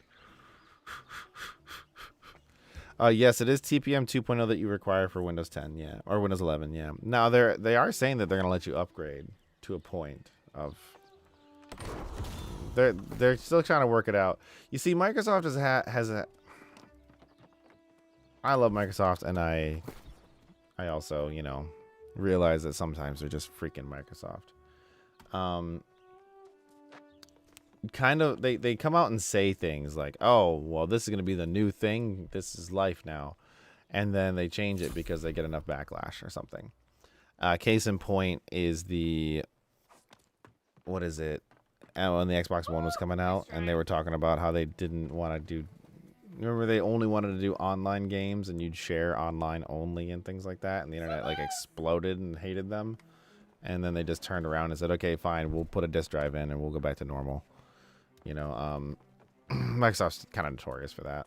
So I feel like some things they're going to stick to, and they're going to, you know, put their line in the sand on. But I think there's also a lot of things that they're going to give up on. I think TPM 2. Microsoft has got their head basically like squeezed in a vice because of how many times security incidents have happened just because of root access violations that TPM would have blocked. Yes. That's why they are enforcing that shit. Yeah.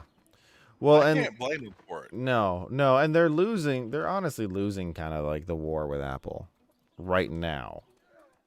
They're losing the war in many different fronts. Yeah. Not specifically in enterprise. Yeah, not an enterprise. Like Apple's not an enterprise solution right now.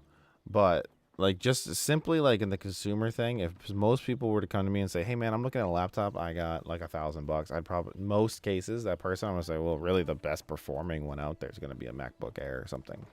Right? Like honestly, it just is.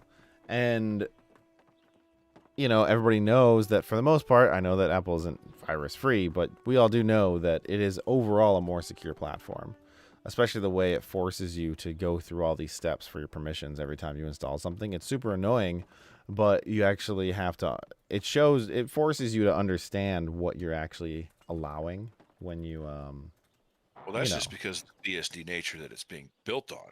I know. Yeah. But that is overall better experience for a person. Yeah, Colin does love his MacBook Air. Yes, he has one. Yeah, and so that's kind of where it goes. So I mean, Microsoft, I agree, needs to do TPM. I think they're kind of rocking a hard place right now with that.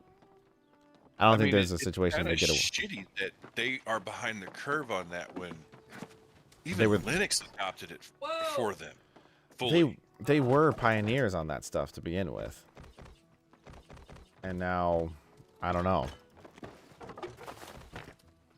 I don't know why they aren't anymore. I mean, is this? Do you think? Is this? Do you think that this is like a Bill Gates, if he was still there, kind of situation? Do you think he would have let it slip this far? So there was a lot of things that drove that. A lot of the things that they were trying to implement that negated it was cloud computing. True. The new cloud computing is really kick ass. For like And desktop, it's very when they were expensive. trying to do a lot of that shit, Hyper-V itself was having problems with it. Yeah, So, what did perfect. most people do? Go to Microsoft. And shut it off and said, "Fuck it." Yep. And then, well, then everybody went, "Oh, VMware, Azure is junk. Let's go to AWS." Yeah, and now Azure's actually getting good, but it's kind of like for a lot of businesses, it's kind of a too late scenario. We use a lot of Azure, and I actually do like it. The one thing that Azure has going for it is native integration with Exchange, SharePoint, and Teams. Colin with your 512 is for losers. I got a 512. Get the hell out of here. Corruption is most But common I do have the NAS for everything else. If I can get it back up. locked her in the farmhouse and tried various Telling you, man, the rest. I could loan you some space for a while. I don't know. I know you absolutely could. I just long term. I'll get Yeah, something people look going. to see how much. I don't even know how much free space I have left anymore. Yeah, well, that Colin for me, we were talking about a little bit earlier, is kind of where I've been on the fence about the Air when you start speccing it way out, and now you know you discounts and stuff like that. Not to get into details there, but you know when you when you're buying an Air This omen. and you're putting a bunch of stuff on it, on top of it price wise, it's no longer like I don't know. It's no longer an Air, I guess. I don't know how to put it. I But could loan you about 50 terabytes right now if you needed it. it's a lot more than I need. I'm just saying, you know, if you Yeah. want to pay the bill. 1 and 2. Oh. Pay the bill. Hey, it would go into a good cause. I'll just be adding more storage to it. It all goes for the Plex. Yeah. Oh, this isn't even a lot of Duplex. This is something else. I know. There is a time where I may take you up on that for temporary large things. Or you know, legit off-site storage of certain things. I certainly wouldn't be looking at 50 terabytes, but you know, No. like an actual off-site storage of like 100 or like 150 or 200 gigs or something of super important stuff. That would be something I'd be willing to pay for, because I'd rather do that than something like OneDrive or some shit. We just bought into this stuff called Cohesity for backup solutions. I've heard of that. I've never tried it. We got 2 petabytes for on-site, and then another 2 petabytes for off-site. And son of a bitch, that shit's slick. Little warehouse. Yeah. 8 gigs of RAM is not stupid. I know 8 gigs is decent on a Mac. Yeah. No, it's super fast. You went silent there, Mario. I don't know. Yeah, I know it's super fast. I was just talking about in general when you're talking about like increasing the storage capacity because the price of the storage capacity increases. It's like it's one of those things that just like automatically encroaches into other territory price wise. So it's always kind of this balancing act, you know. And then at that point, really the question, I mean, because you only have 2 options of like that or a Pro. Really at that point, it's like you just really have to decide if you were gonna if the plan is to be on Mac, then like you like to say buy once cry once. I agree. That's also like why I got the mini, which is what you're seeing me talk to you on is the mini. You know, it's running like a champ. So, you know, I'm not saying that any of them are bad products. It's just it's tough when you look at the price of something like a MacBook Air, and if it didn't have an M1 chip, I wouldn't recommend it to anybody. I think I was talking about that earlier.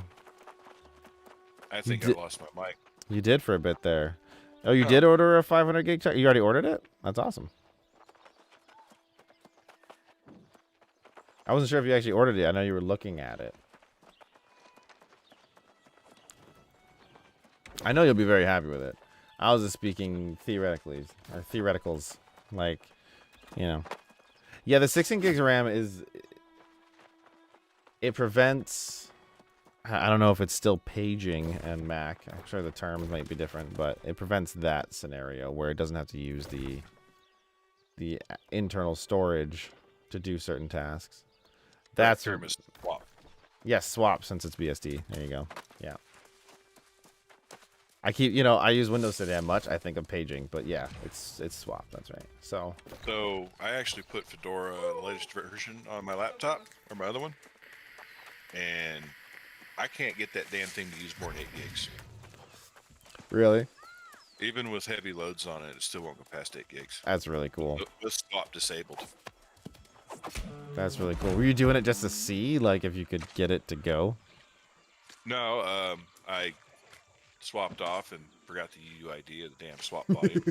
So, well, fuck it. Didn't want to care about it. And it never broke. So I was like, I'm good. It sounds good to me. As long as it doesn't break. Only issue is if I try to put it to sleep, it writes a bunch of temporary files in the home directory because it doesn't have a swap volume. Okay. That makes sense. And I'm like, whatever. And then as soon as I turn it on, it sucks it all back in the RAM and clears it out. And I'm fine. Okay. That's that. Oh, well, then screw it. Really. That was throwing, I threw video rendering at it and it still was happy. You know, I had a random... But, I had a really random annoying error with this game today, and the easy anti-cheat.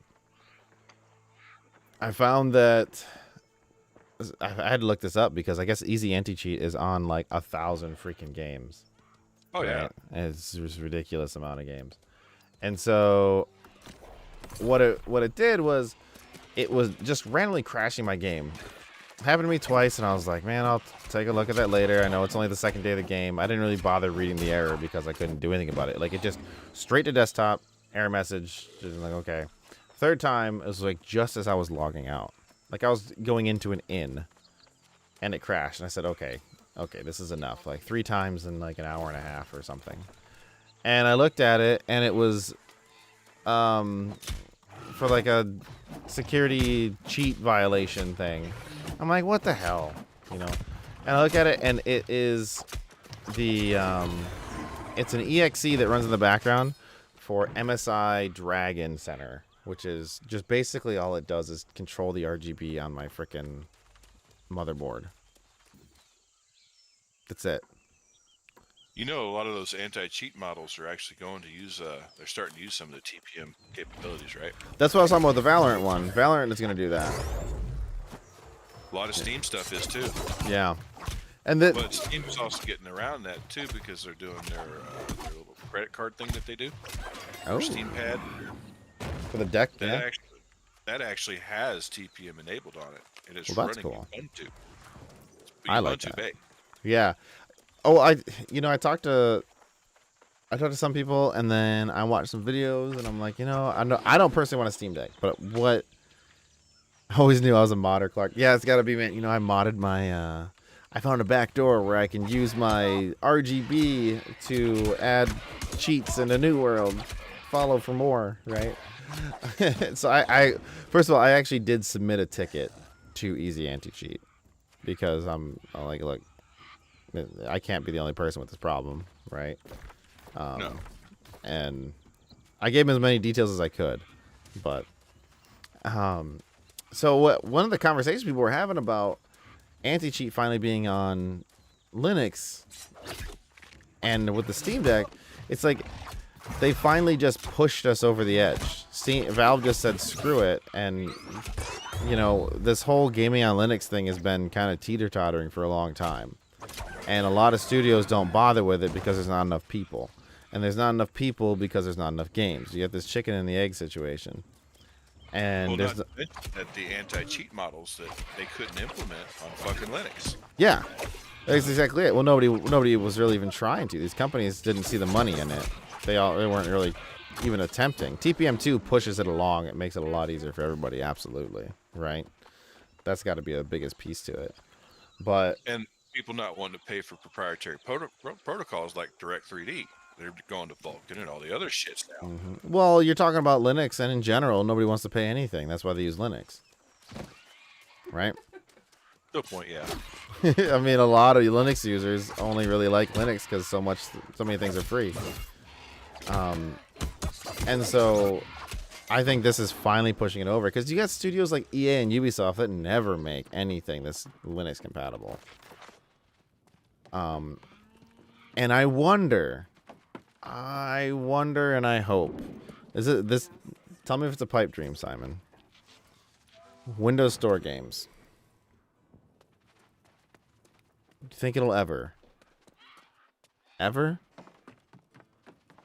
Windows Store has been going the way of the dodo for many years. It's not now. This is the problem, and this is a concern for me personally, because I am an Xbox player. I have an Xbox. I use an Xbox. I have Xbox Game Pass Ultimate, the expensive subscription one. Sometimes too much price, I think. But what that gives me is it gives me certain games on Windows that are like Xbox games. You noticed recently I streamed a lot of Sea of Thieves, and I'll go back. I'm going back and forth between a few different games. Such a modder. I know I'm dirty modder. So a game like Sea of Thieves can only be played through the Windows Store. A game like Forza Horizon, Halo, Gears of War. The only way those games work currently on PC are through the Windows Store, and they're currently considered. They're not UWP. Are they UWP? They're some. I can forget the term.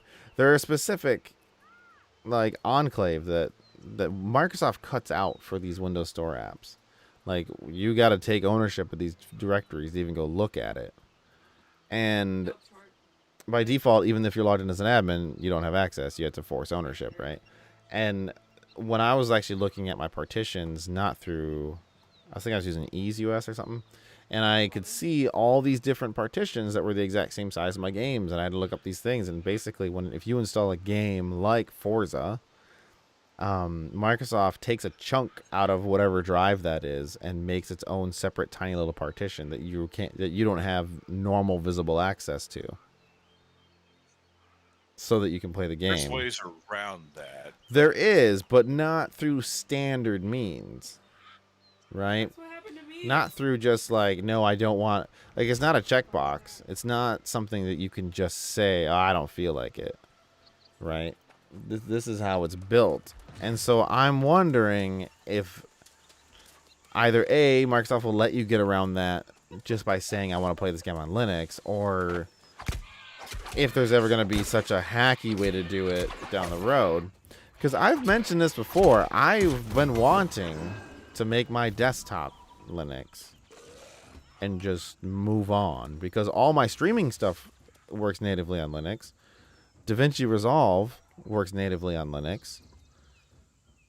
I don't have anything like, because Windows Office 365 stuff works mostly on Linux, and Office 365 RDP that I use for virtual desktops works on Linux. The only thing that's actually stopping me, other than some games like Battlefield, right? Games like that are EA, those will, I think, since Valve is making this push, I think that other developers will start going into the Linux space again, because they're going to be basically just missing out, honestly, just on a Steam Deck. If the Steam Deck blows up, like I think it will, and they start making that like a standard, because if you look at the Switch and see how big of a deal that is, if they start selling like crazy on the Steam Deck, and then Ubisoft looks at it and says like, well, there's no Ubisoft games, like nobody can go to the Ubisoft store and buy our games. They're buying everything through Valve. Nobody can go. Think about it, the only competition Nintendo has on the Switch is that Steam Deck. It is, yeah. It is, yeah. And the only company out there right now that has the fucking corporate backing to actually go toe-to-toe with Nintendo anymore is Steam. I think so. Yeah, I think so. And I think it's a perfect fight. I think that the Steam Deck, now the first generation might not be what all the hype is, right? I do think there's going to be some issues. But this platform in general, finally going this route, I officially, from a big company, not from a small company, you put your $5 already in the middle option. Oh, is it like a reserve kind of thing, Chuck? Yes, I did. Yeah, because I like my Switch. But, I mean, everything... I love my Switch as a gaming platform. But Nintendo is a bunch of assholes. Let's be honest. They are. Like, you look at... To buy... Okay, the Joy-Cons fail. They know they fail. To buy new Joy-Cons is $70. Okay? To buy a new Xbox One controller is $50. Let's be honest here. Xbox One controllers last a lot longer. I have a shitload of them. They're better than Joy-Cons. They don't have motion control, but they're better than Joy-Cons. They're more durable, and they cost less money. And they're compatible with more things. Like, only recently did Nintendo open up the ability to use Bluetooth headphones with the Switch. And apparently it works like crap. Like, there's things like that that bug me. So it's good. I like competition. You know, maybe the next Switch can be super awesome, right? That would be really cool. Anyways, I don't think a developer or publisher like EA wants to be missing out on being able to have people install Origin and buy their games. Ubisoft, Epic. Well, Epic is definitely already a lot of Linux stuff anyways. So, you get my point. A lot of it's also due to the licensing of the hardware or the software as they design the game. So you got to take that into aspect as well. That's a good point. That's not really something anybody talks about. So, like half of every game has some kind of engine rental. Yeah, like Unreal's a big one. Unreal's a big one. Unreal can be run in many different platforms. So they're thinking like, okay, now I have to buy all these Windows licensings, Visual Studios, all this other sideload code projects, and then I need to buy a license. Yep. Well, that's why hopefully Source 2 is really good. Shit. Those licenses ain't cheap. Well, doesn't Microsoft license DirectX as well? Oh, yeah. Yeah. And it's not cheap. No. Trust me, I know. We have stuff that uses it. And I'm still kind of fucking wondering about that one. But yeah. Colin says that at least back in the Wii days, there's the shovelware wasn't coming from Nintendo itself. That's a good point. Sorry to go back to that really quick with the Nintendo. There's so many accessories, so many bullshit attachments that are cool, but also extremely expensive. Now, yeah, Nintendo's like locking everything down as much as they can. It's like Sony did with back when the PlayStation 3 came out. Yeah. That shit was a powerhouse and a half, but they had to lock it down. Yeah. Oh man, it hurt long-term sales. Oh yeah, but they had to. There was nothing they you. It's all right. Let's give you this thing that has cell processing, which is basically, it was the first multi-core gaming system out there that was Yeah. able to do shit like that. Yeah. And then they were like, uh-oh, we got to lock this down, because if they don't, then there's no cheat software in the world that'll work. Yeah, at the time it was very tough. And it hurt their sales because they made this pitch of how much more technologically advanced it was, and then they put it right up against the Xbox, and the Xbox actually had like better versions of the games because developers, this is... They knew how to use it. Yeah, so this is something we noticed, and I still use GTA as an example like that. Well, good night, Chuck. Get some good sleep, man. It's still a work night for you. Sleep well. Thanks for hanging out, man. The GTA 4 on PS3 versus Xbox One. It was much better on Xbox One. Graphically, load, like, draw distance, etc. Smoother. They knew how to use the hardware. That's right. And because it... Now, the argument that people make, and I don't disagree, is they say, well, PlayStation exclusives are freaking amazing. And they're right. They're right, because these PlayStation exclusives are when a developer works hand in hand with Sony to get the right tools and the right everything to optimize the hardware fully. That's usually the argument about Sony exclusives, and I don't disagree. Sony exclusive games like God of War and stuff like that play beautifully, they look great, all that, you know, they're not...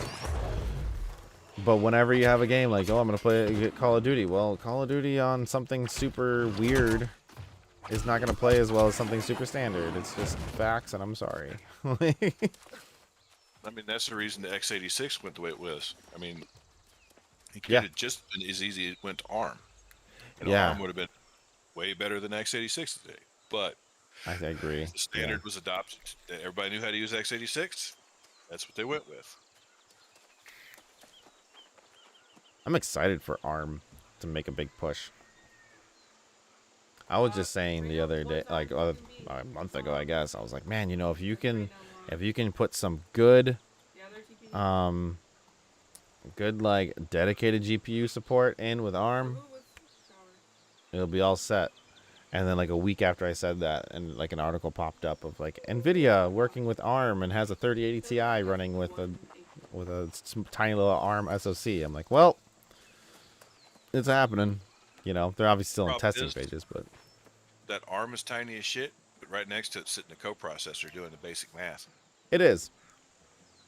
But, you know, the size of it isn't really my concern. It's more I like seeing efficiency out of these things, you know. That's the thing about ARM. It's Can't efficient. do basic math for shit, but No. they can do some complex stuff quick. Yeah. And so, yes, they do still have a core. But that's when you add a GPU to it, too, though. GPU can do a lot of the basic stuff along with it. GPUs are actually, they struggle with basic math. They do still? Believe it or not. They I offload didn't think a lot so. of that to the actual x86.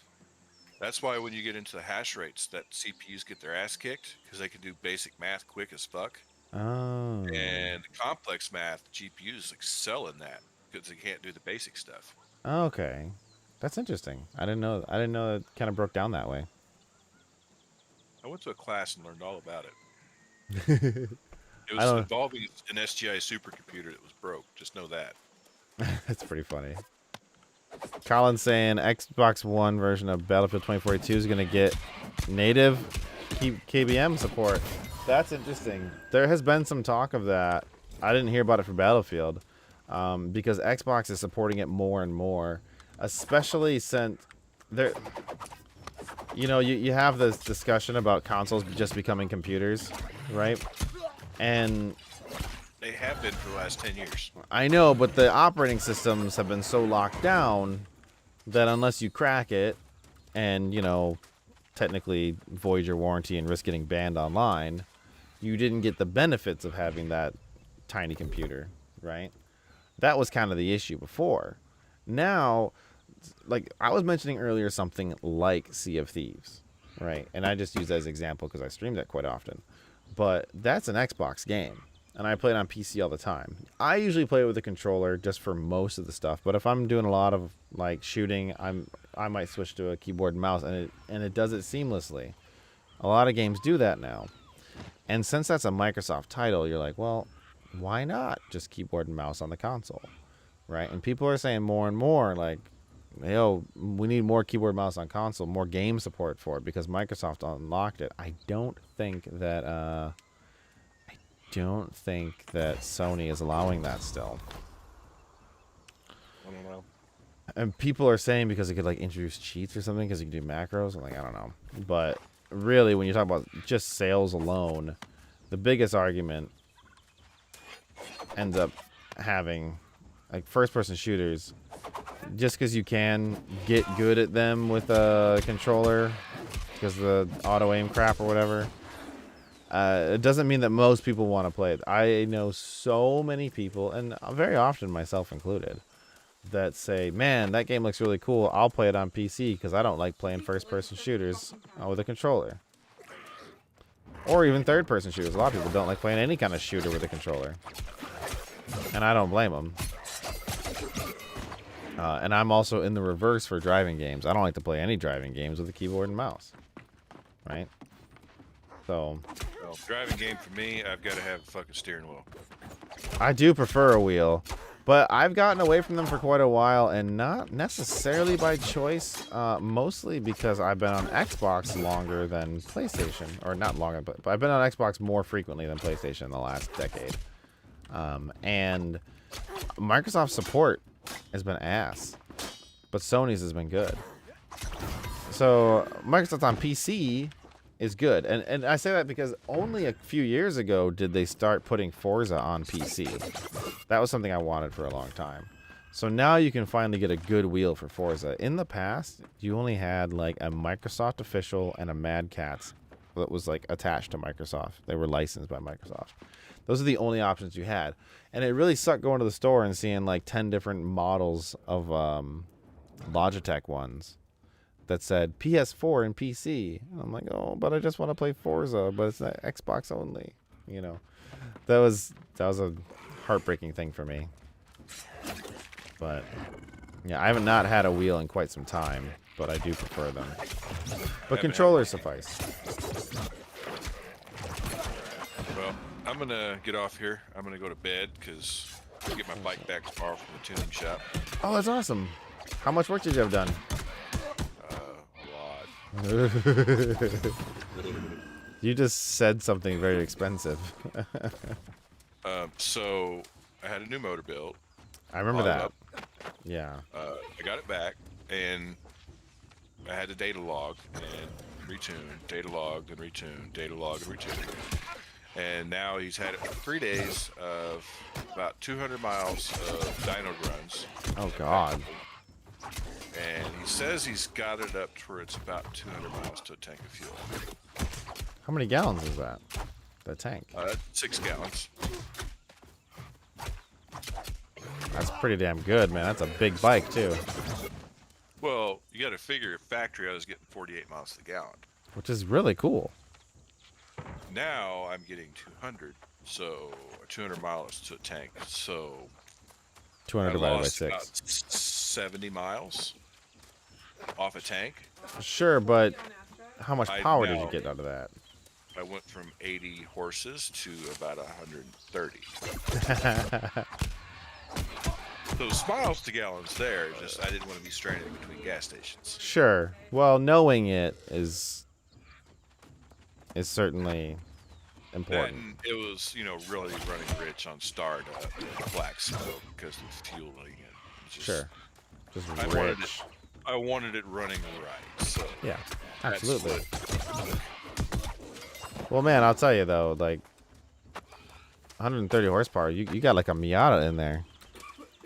Well, the thing about it is, An old Miata. I put 31,000 miles on that bike, hard miles, Wow. and it cost me $3,000 total out the door for everything else. Fully rebuilt, another 30,000. I'm good. That is actually a really good price on all that work. Yeah, and the dude's pretty damn good. He's the best in the state of Utah. That was so unfortunate. That is really good. Problem is getting time in the shop is really fucking hard. 1 second here. Did you add the what? Colin is Did you add this calendar invite? I don't know if you're still on. I have. It just says H&K MP5 22 long rifle releases tomorrow. Is this? Did you add me to an event on on Apple for this, or just in general? I don't know why I have this on my calendar. I'm not against it. I'm just confused. I'm wondering if he's still on the stream or not. I don't But know. that's a really weird. That's a really weird thing. Maybe that was Chuck. I don't know. I think it might have been Chuck because it's shared on. I think it's on the gaming page, gaming email. Sorry, that's a really weird thing to see. Like, hey, MP5 gets released tomorrow. Like, what? What are we talking about? Well, I'm gonna go get some sleep and then go ride my bike tomorrow when I get it back. Sounds good, man. Well, I'll talk to you soon. I got a sound of the cam lobe of it now. It's pretty fucking glorious. I'll see if I can send it to you. Okay. Perfect. You should. Just try not to cry over the sexiness of it. Oh God, just try to hide my excitement. Oh, yeah. Well, have a good night, man. Sleep well. Later, dude. Later. Colin, I might be. Yeah, and that's fine. I was really confused when I saw that. I was like, let's get an event. That's an interesting event.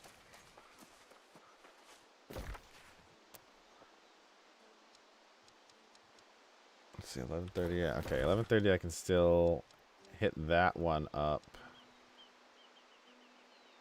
Ooh, I don't know. It's gonna be a tough one, actually. I know I need to do it, that quest, but it's a Google Calendar. Okay, I wasn't sure. It only came up on. Maybe it didn't only come up on what one. You're right. Yep, it is. I only saw it come up on the iPhone because this phone is on this phone's on Do Not Disturb. That would explain it. That's why I was just really confused. Because my Samsung is on Do Not Disturb after like 10 or something like that. So I only heard it on this one.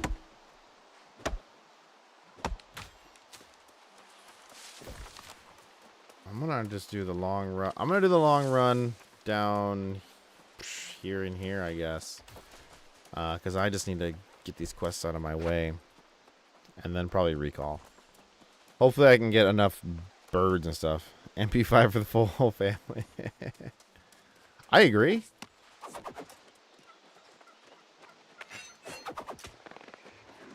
.22 long rifle MP5 would be a lot of fun. I mean, it's not like a 9mm a crazy one anyways. I guess my biggest question will be if the barrel is easily swappable.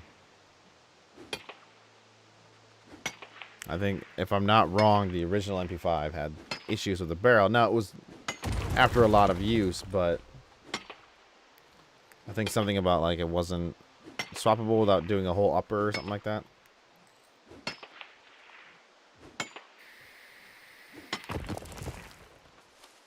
I could be wrong on what it was. I just remember something about their barrels. Hooah.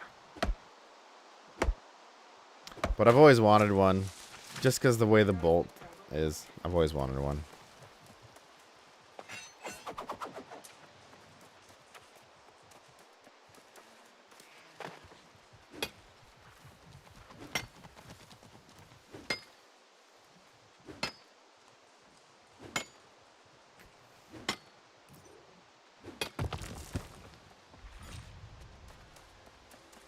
Hope you didn't mind the shop talk a bit.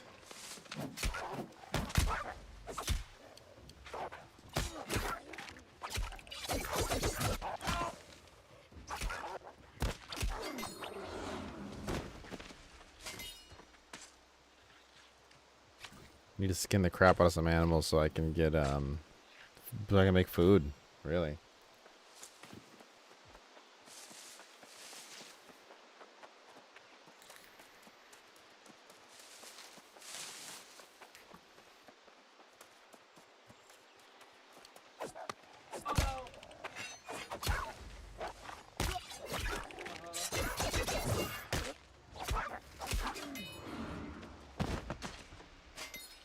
That wolf is so tawny.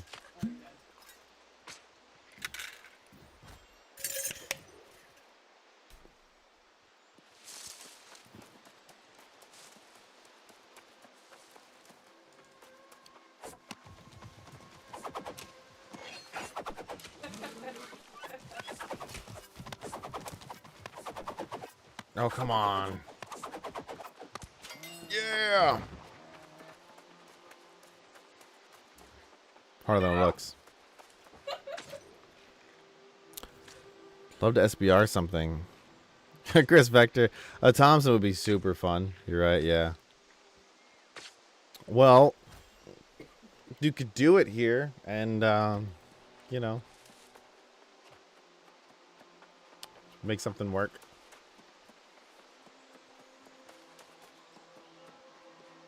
Yeah, this state doesn't really mind any of that. You know, we just... I think it's this whole constitution thing that we do here.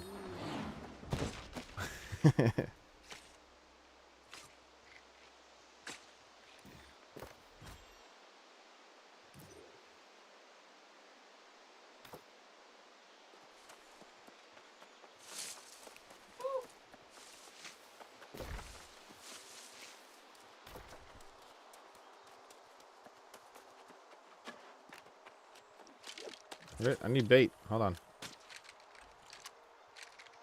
This is some woodhouse. Maybe I can make some eggs woodhouse.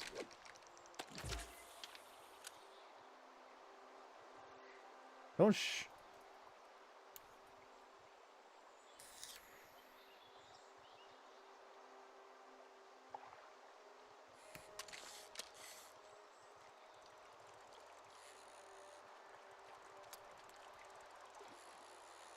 I don't know. I'm not sure. I mean, Chuck's, I think, is technically one, but it's factory.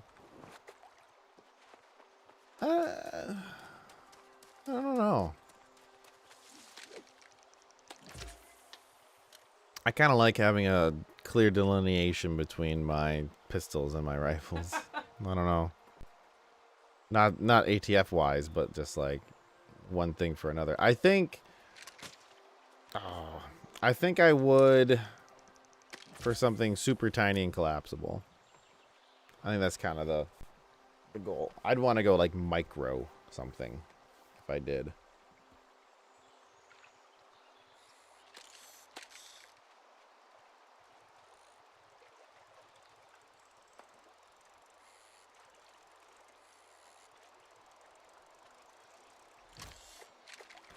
Fist sword.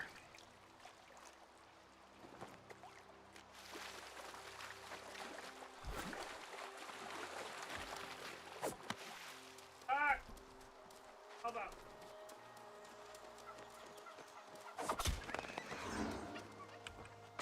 Thought he was getting away from me. No, I haven't. Let me pull it up.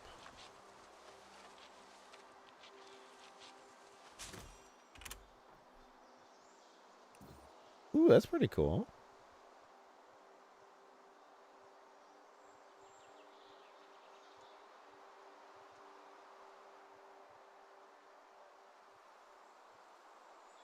That's so weird looking, but it's cool. This is running pistol rounds though, isn't it? The PC charger. Right? There's a rimfire and then there's a centerfire one.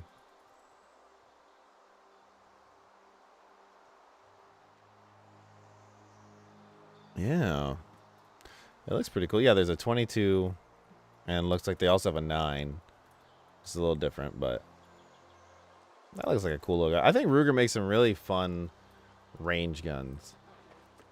Just in general. I mean, they make good guns in general, but they make Here, double doors. what they make the Mini 14, don't they? They have another one that they do. You can still do it. It's just a little 5.56 range gun, and they have another. They have the same thing in 9mm that takes Glock mags, I think. I could be mistaken if it's Ruger or not, but I thought that was pretty cool. Yeah.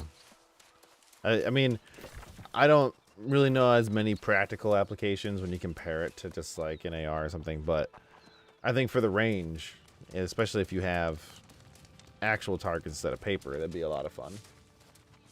Shooting steel with it.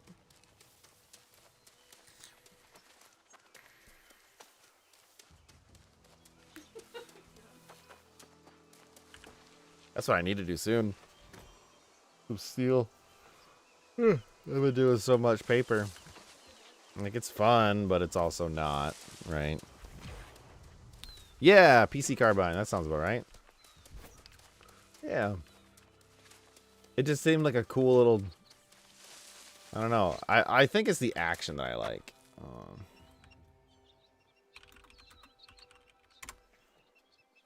Let's see. We're going to do this the other way. Is this one. Yeah, this little guy. Yeah.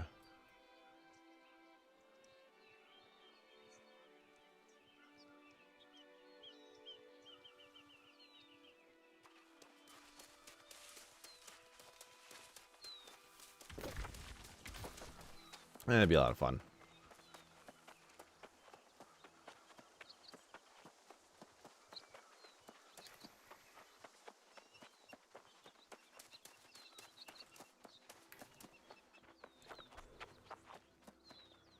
Yeah, that's it right there. Because, you know, actually when I looked up the... First when you talk about the charger, I think they actually had a 1022 designation on some of it too. Yeah, I like the 1022. Hey, I say that's how I remember one of my daughter's birthdays. It's very easy. I just think of, when's her birthday? Oh, Ruger. That's right.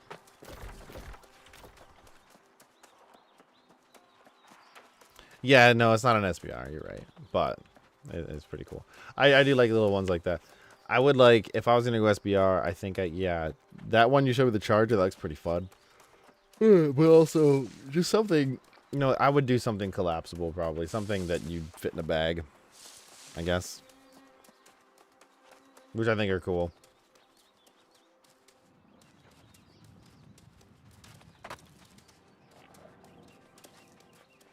No way I'm high enough for that. Yeah, 30.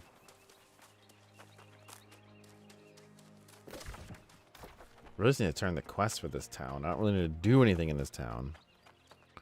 Maybe craft up some food and get out of here. And get the waypoints, I guess.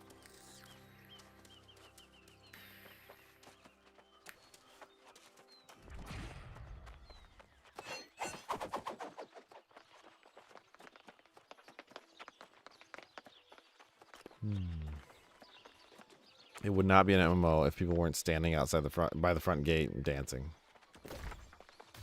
It's just a fact. That's a criteria for an MMO. If you're not dancing where everybody can see you the second they walk into town, Well now, I hear you've thrown... wrong game. Yes, I want Bull Rush Wash. Is Nope, I don't want to do anything for your town right now. Your town can get... No idea what the fools were doing out there, but we'll rescue them nonetheless.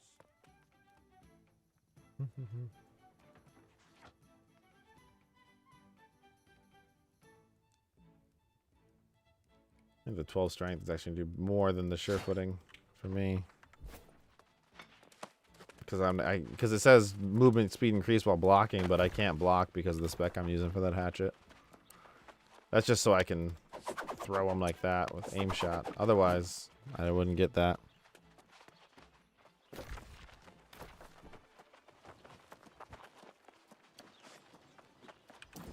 Not much happened, man. Well, I have an experiment in mind, but to test it, I need soil samples from locations overrun by... Of course you need stuff from me, you bastard.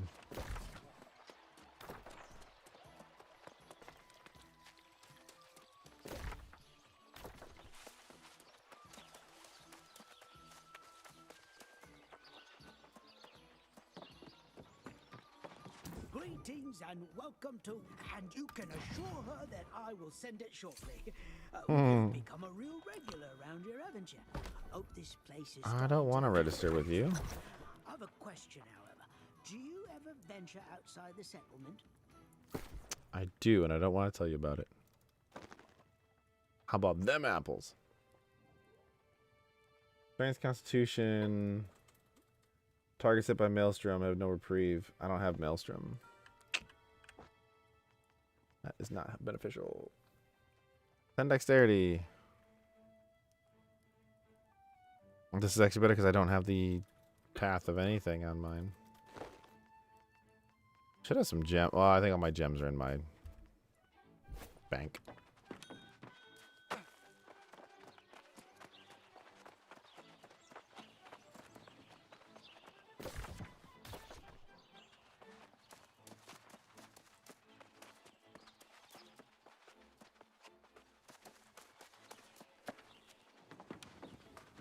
You know, it's funny. Well, I'm just she's all right.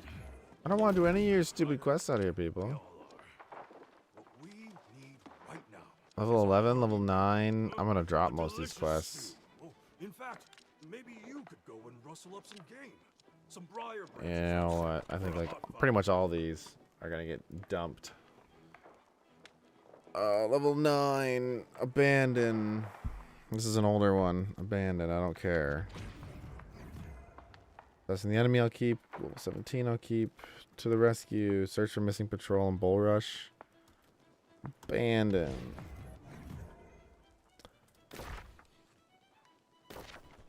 Abandon. Look, if it's not going to be enough experience and the gear gives you, I don't know, maybe it's good enough. Maybe the gear scales. I'm not sure. But I just have no interest in doing these kinds of quests right now. Because I have enough specific ones that are closer to my level that I need to do. So. Thanks, but no thanks, gents. So for autumn here, yeah. Yeah. Actually, I'm pretty excited for it because, you know, I can still drive the convertible a bit. I can, yeah. Hoodie season's good. Let's just put it that way. Hoodie season is good out here. I'm sure it's great where you're at.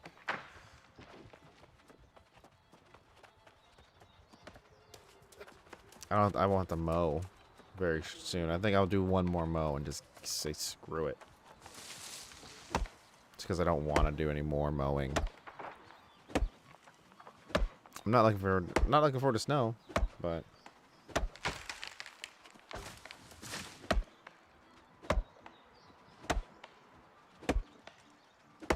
oh, don't you run, turkey. Haha.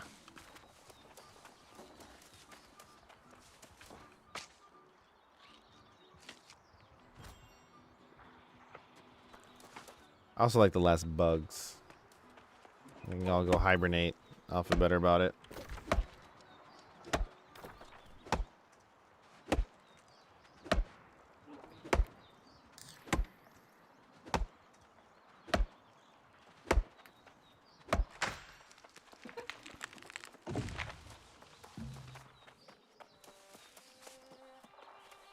I'm sure it's great where you're at too. I mean, when we came up in November last year, I mean, that was winter for us, and the start of it at least.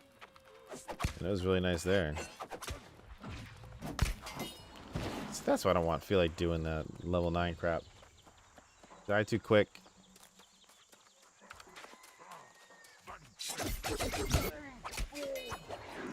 Only real reason to do it is for reputation and stuff. So I'll save them. If I ever need Windsword reputation, I'll come back and do them.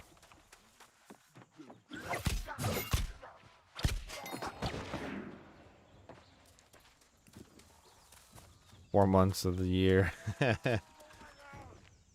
Well, it normal years it doesn't get so crazy hot where you're at though. I don't think it did. Maybe I'm just comparing it to SoCal. I mean, the humidity where you're at is kind of similar to ours, I'm sure.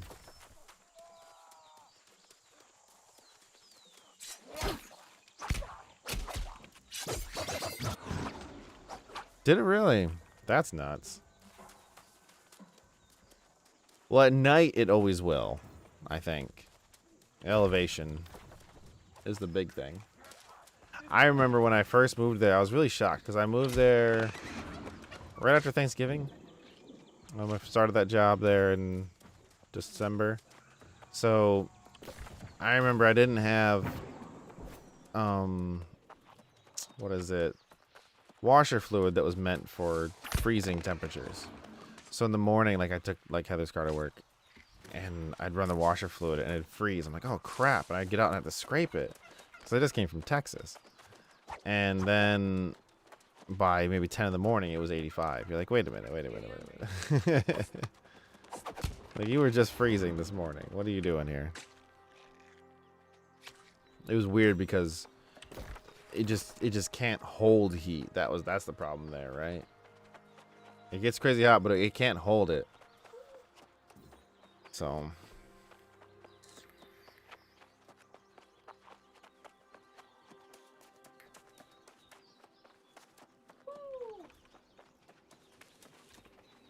man, this game's a long way from perfect, but the visuals I do enjoy. I'm not doing that crap yet. I don't have the quests and the items to be able to do that stuff properly.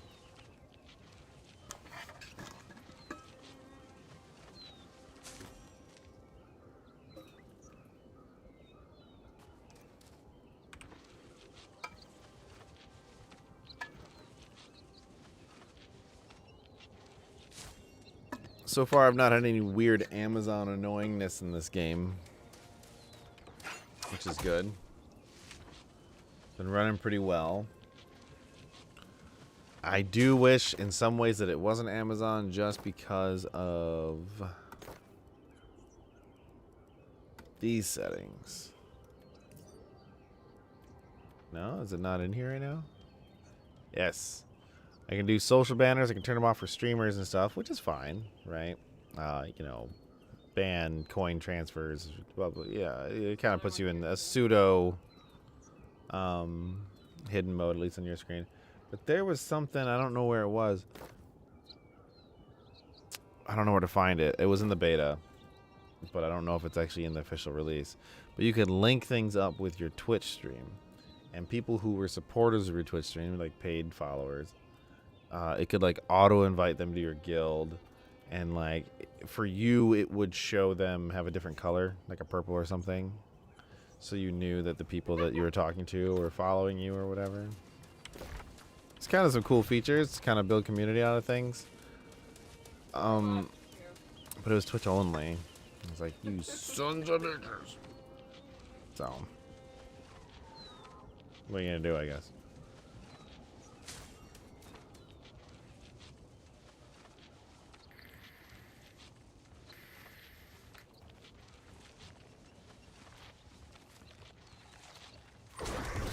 I mean, I can't imagine it wouldn't be Twitch only, considering it's Amazon, but still, come on. It's a lot of weed out here. Oh, left, left. Hey, we got one new sub tonight. That's awesome. Not crazy, but good to see. More is better. This guy just won't leave me alone. Eat it.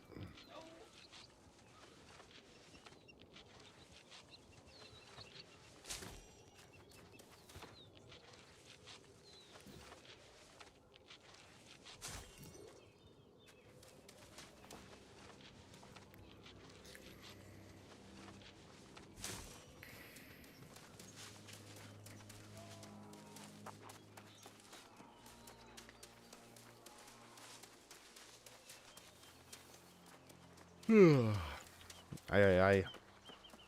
Let's go talk to the old fisherman.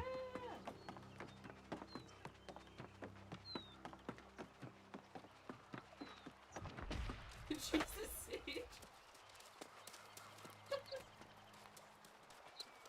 Don't look, fish. Real true, those are different things.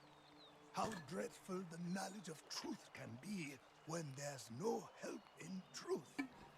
Sophocles had the right idea. However true the Soul Wardens might have once been, they're just lies now. Are you still listening, Ghost? Why bother? My words are wasted like bait lost from the hook. No one listens to the mad wanderer. But corruption was coming, is coming, will come. No Soul Wardens this It's a time. doomsayer. But he's right. Fish don't know, so neither do I. Nor do I want to, nor should you. Unless you like stories of suffering and lost causes. Of course, you've got that lost cause kind of face. We'll have none of that anywhere, everywhere. The world's filled with lessons for the fools who seek them. The Soul Wardens were like that too.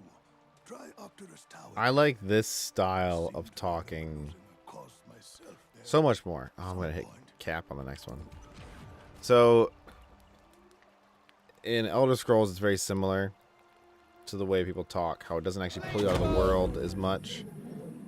Final Fantasy completely pulls you out into like cutscenes whenever there's anything voiced.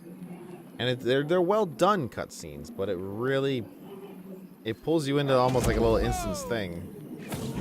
And it is just not natural feeling. They did a very good job voice acting all of this. I'm glad they did it. I'm thinking of putting on a play. A tragedy, of course. He said, I'm thinking of putting on a play. A tragedy, of course. Let's see, nothing down here except for this one. But this one I want to do when I have more time. This one actually takes a while. Do they? That's really good to hear. I haven't played Sims in so long. It's insane. Elder Scrolls Online voice acted every single encounter. And they got some big names in there. Specifically, they got John Cleese to do one of the main characters. And they didn't just get him for like the initial release like I thought they would have. They got him for all the expansions too. And he's one of the funniest characters, as you could assume, since it's John Cleese. So, you know, I figured that once he did the initial release of the game and the main storyline that you'd never hear from him again, especially with his real voice. But every expansion, he's actually pretty pivotal, his character. And it's him every time. And, you know, I have a habit like this person here. I'm going to skip through because I don't care. I don't care, right? Whatever. But John Cleese ones, I'll stop. Even if it's like 20 minutes worth of talking back and forth. I'll sit there and watch a John Cleese one. I see you've returned. Let's have a look at those medicinals. Medicinals. Inoculations. What corruption is most undoubtedly spreading across Eternum right now? We must find a way to keep it outside our walls. I've actually had a hunch about this for some time. That quite possibly the Lost and Withered are immune to corruption. Perhaps something in their bargain teeth, and I know how. I know how. Follow me on Instagram for more. If you're willing, I would like samples of their pie. Yeah, I'm probably just gonna buy those samples. Whatever ones I can. Hello. Are you? Oh, right, you're one I already canceled. Disregard, don't care.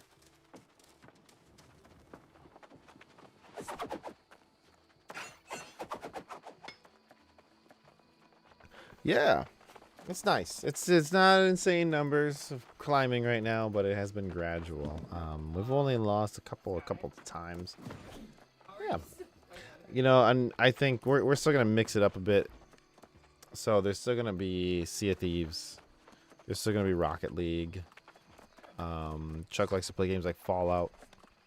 You know, I'll mix in games like Insurgency or whatever when I'm with you guys, but otherwise probably not so much. The only issue with variety in general is that it algorithmically, YouTube does not know how to support variety streamers. Neither does Facebook, neither does Twitch. They're not good at it. They're not good at those things, right? Their algorithms are trying to figure out, well, people really like to watch you play this game, so whenever you do, after like a week or so, we're gonna promote you to do this thing and whatever. That's, I understand it. It just can only go so far. I'm a human. I gotta play more than one game, right? So please tell me I can make more. Okay, good. Let's make some seasoning. So it depends. Some people don't. We're trying to figure out schedules. I think that's something I should say. Not that it has to be hard, strict schedules, but I think that some people need to know when Dead is going to stream and when I'm going to stream, because we're going to, not only are we different people, so different flavors of what people want, but also we're going to be playing different things most times. I think that's pretty important. So like people will come to watch him play something like Rocket League. Nobody's going to want to watch me play Rocket League unless they're just there to make fun of me, because it's not going to be good. So, and that's fine. And it's not going to be in the evenings on my nights, but they, you know, timing wise has been pretty consistent. I've been trying to keep schedule, but game hasn't been quite as consistent. You know, as much as I love a game like Sea of Thieves, I can't do it every night. So, and it's not even the game's fault. One, it's me. Right? I mean, can you really play one game every day? And two, that game doesn't have enough content to do that. So, like, there is still new DLC content that I have to finish. But Sparks and Sith, when they played, they did all the content. The content that's released so far for this DLC in the first week. In, like, 4 days of it. They're all done. I think Sith got, like, the main accommodation 24 hours into it. It's like, well, you know, that's not me, fellas. I can't keep up with that. I'm not that kind of gamer.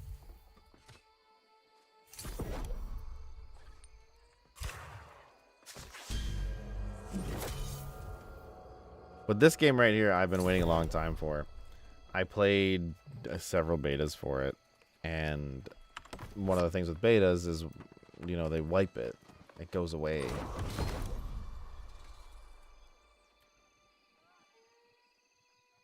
I'm gonna have to force myself to make this coarse leather stuff eventually, aren't I? If I want to get into leather crafting. Did I already make the leather? Yeah. I'm gonna have to force myself eventually. I think I want to be leather on this one. I need to figure out the right armor levels. I just assume that this kind of class is supposed to be played with leather. Medium armor. For speed, because it's a stamina build. But it shouldn't be cloth because it's a melee build. That's my assumption. But every game has some kind of different thing to it. It doesn't really seem to have talent points that matter in that way. Elder Scrolls is really good on the fact that Elder Scrolls, if you were all leather, you got certain bonuses. If you're all cloth, you got certain bonuses, and you kind of worked on that. Hey, I got something for being pre-order. Oh my god.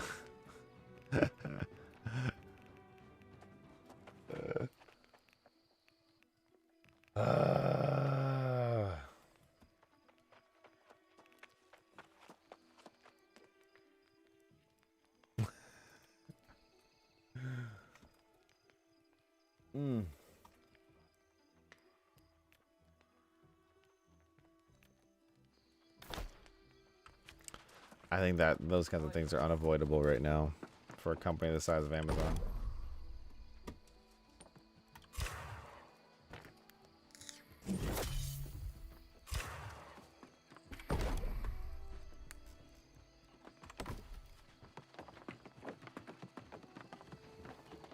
Still hate to see it.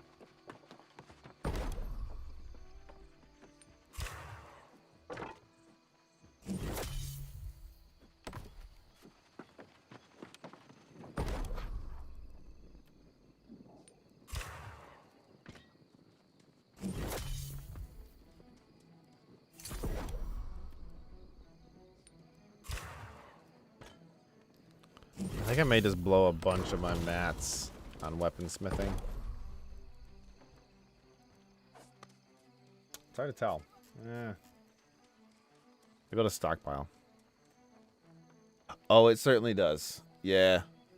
It does seem a little better than when I was doing the beta. At least like XP gain wise.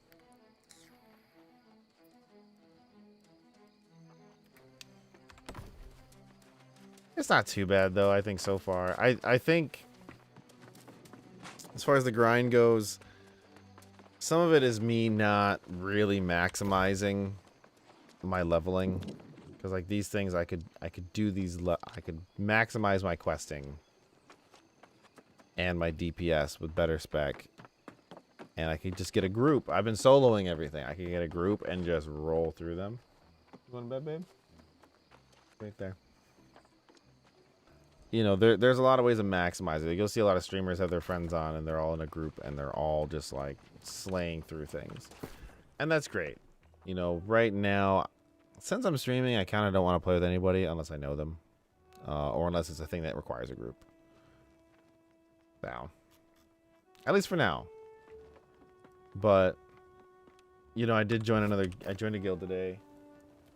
There's 13 people. I think plenty of opportunity to meet some of these things. Some of these people. I mean, oh, I should drop these mats off. Kind of just stockpiling mats right now. I'm not really using them all that much for anything. I think I can do bandaging. They moved a bunch of the crafting stuff from the first beta I played. It seems like it's a better layout, but that doesn't mean I know it.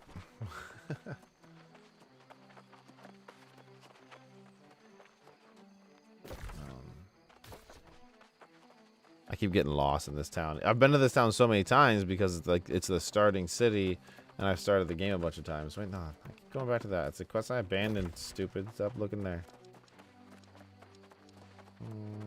Arcane kitchen. Well, let's talk to the arcane guy quick.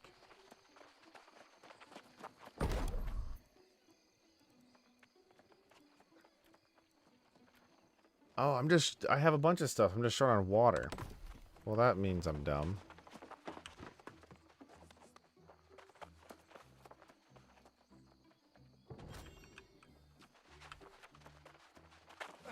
Yep, I'm dumb because these crafting things are right here. Thinking, man, I'm way behind on this one. Well, yeah, because I wasn't paying attention. Blight tinctures.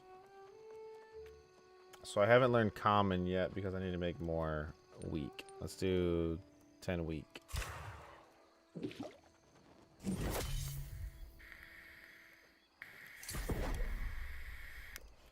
There we go. I can do 2 common.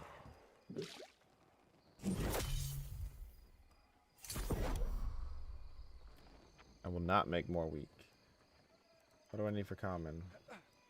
4 bloom.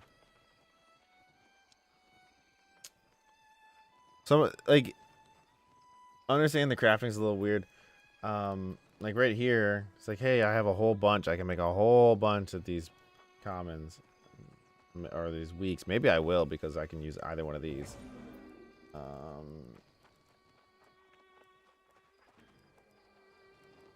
Am I gonna need the? You know, I might as well. Let's get more water.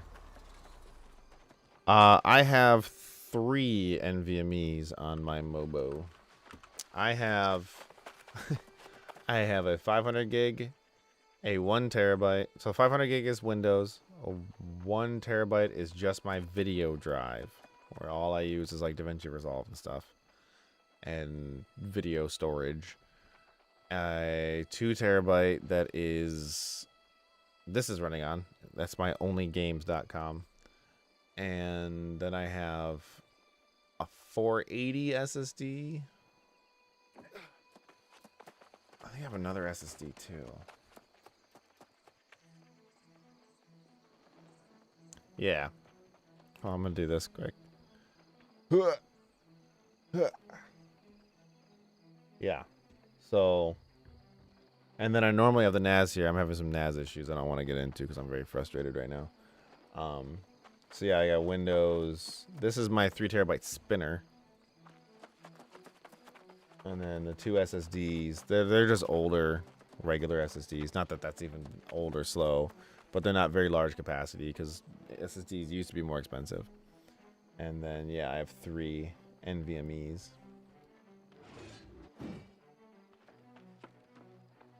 Well, I guess I only have one SSD, regular SSD on here. That's that Corsair one.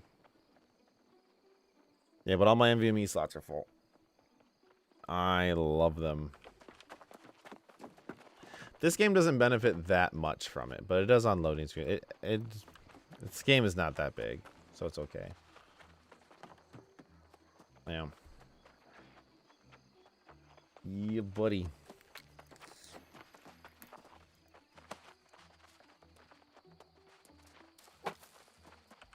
Come on, what's the cooldown I'm pulling from this well?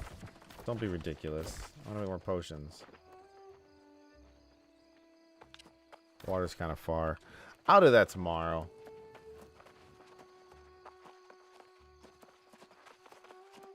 I guess I should just use up most of those herbs because they are lower level. So I have a crap ton of them.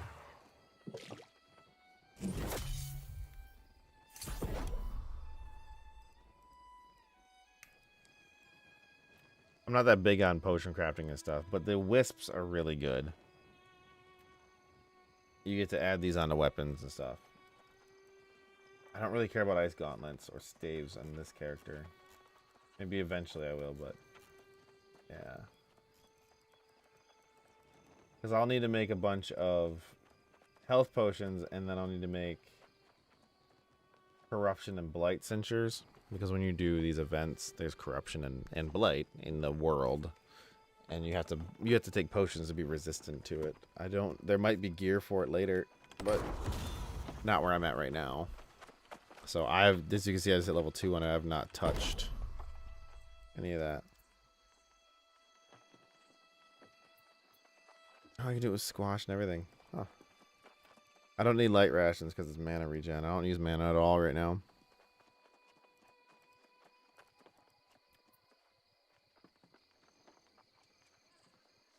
Let's make the sausage. You don't want to know how the sausage is made. It's just a fact of life, right?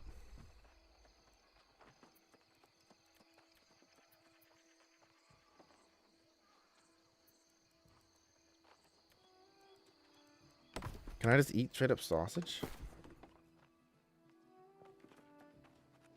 Oh, it's an ingredient.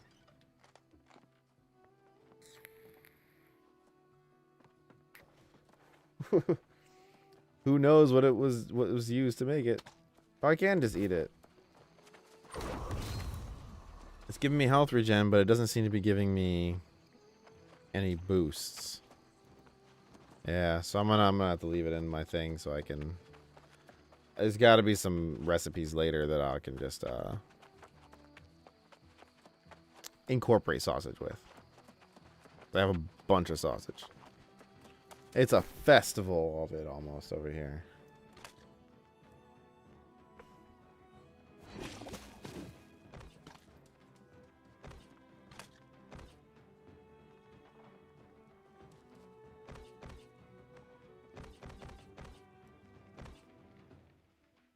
If I wanted to use bows, I have plenty of feathers. I could have just been making arrows.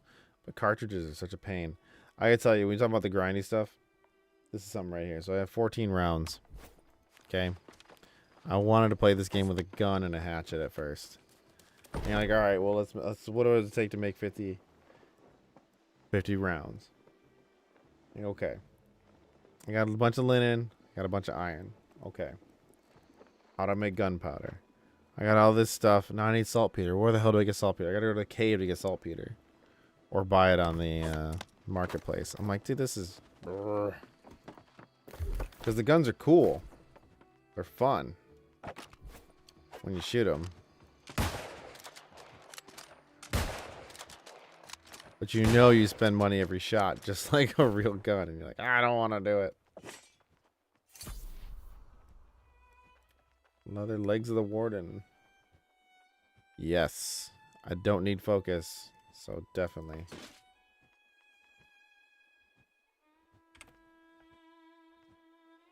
Much gooder. Well, that's it for me, man. I need to get some sleep. It's a work night and crap. So, hopefully your evening goes well. Hopefully work isn't too crazy.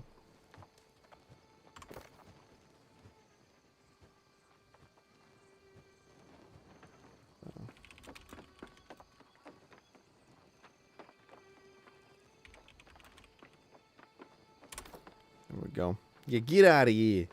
Get the fuck out of here. Yep. Have a good night, man. Thanks for hanging out. It's always fun. See ya.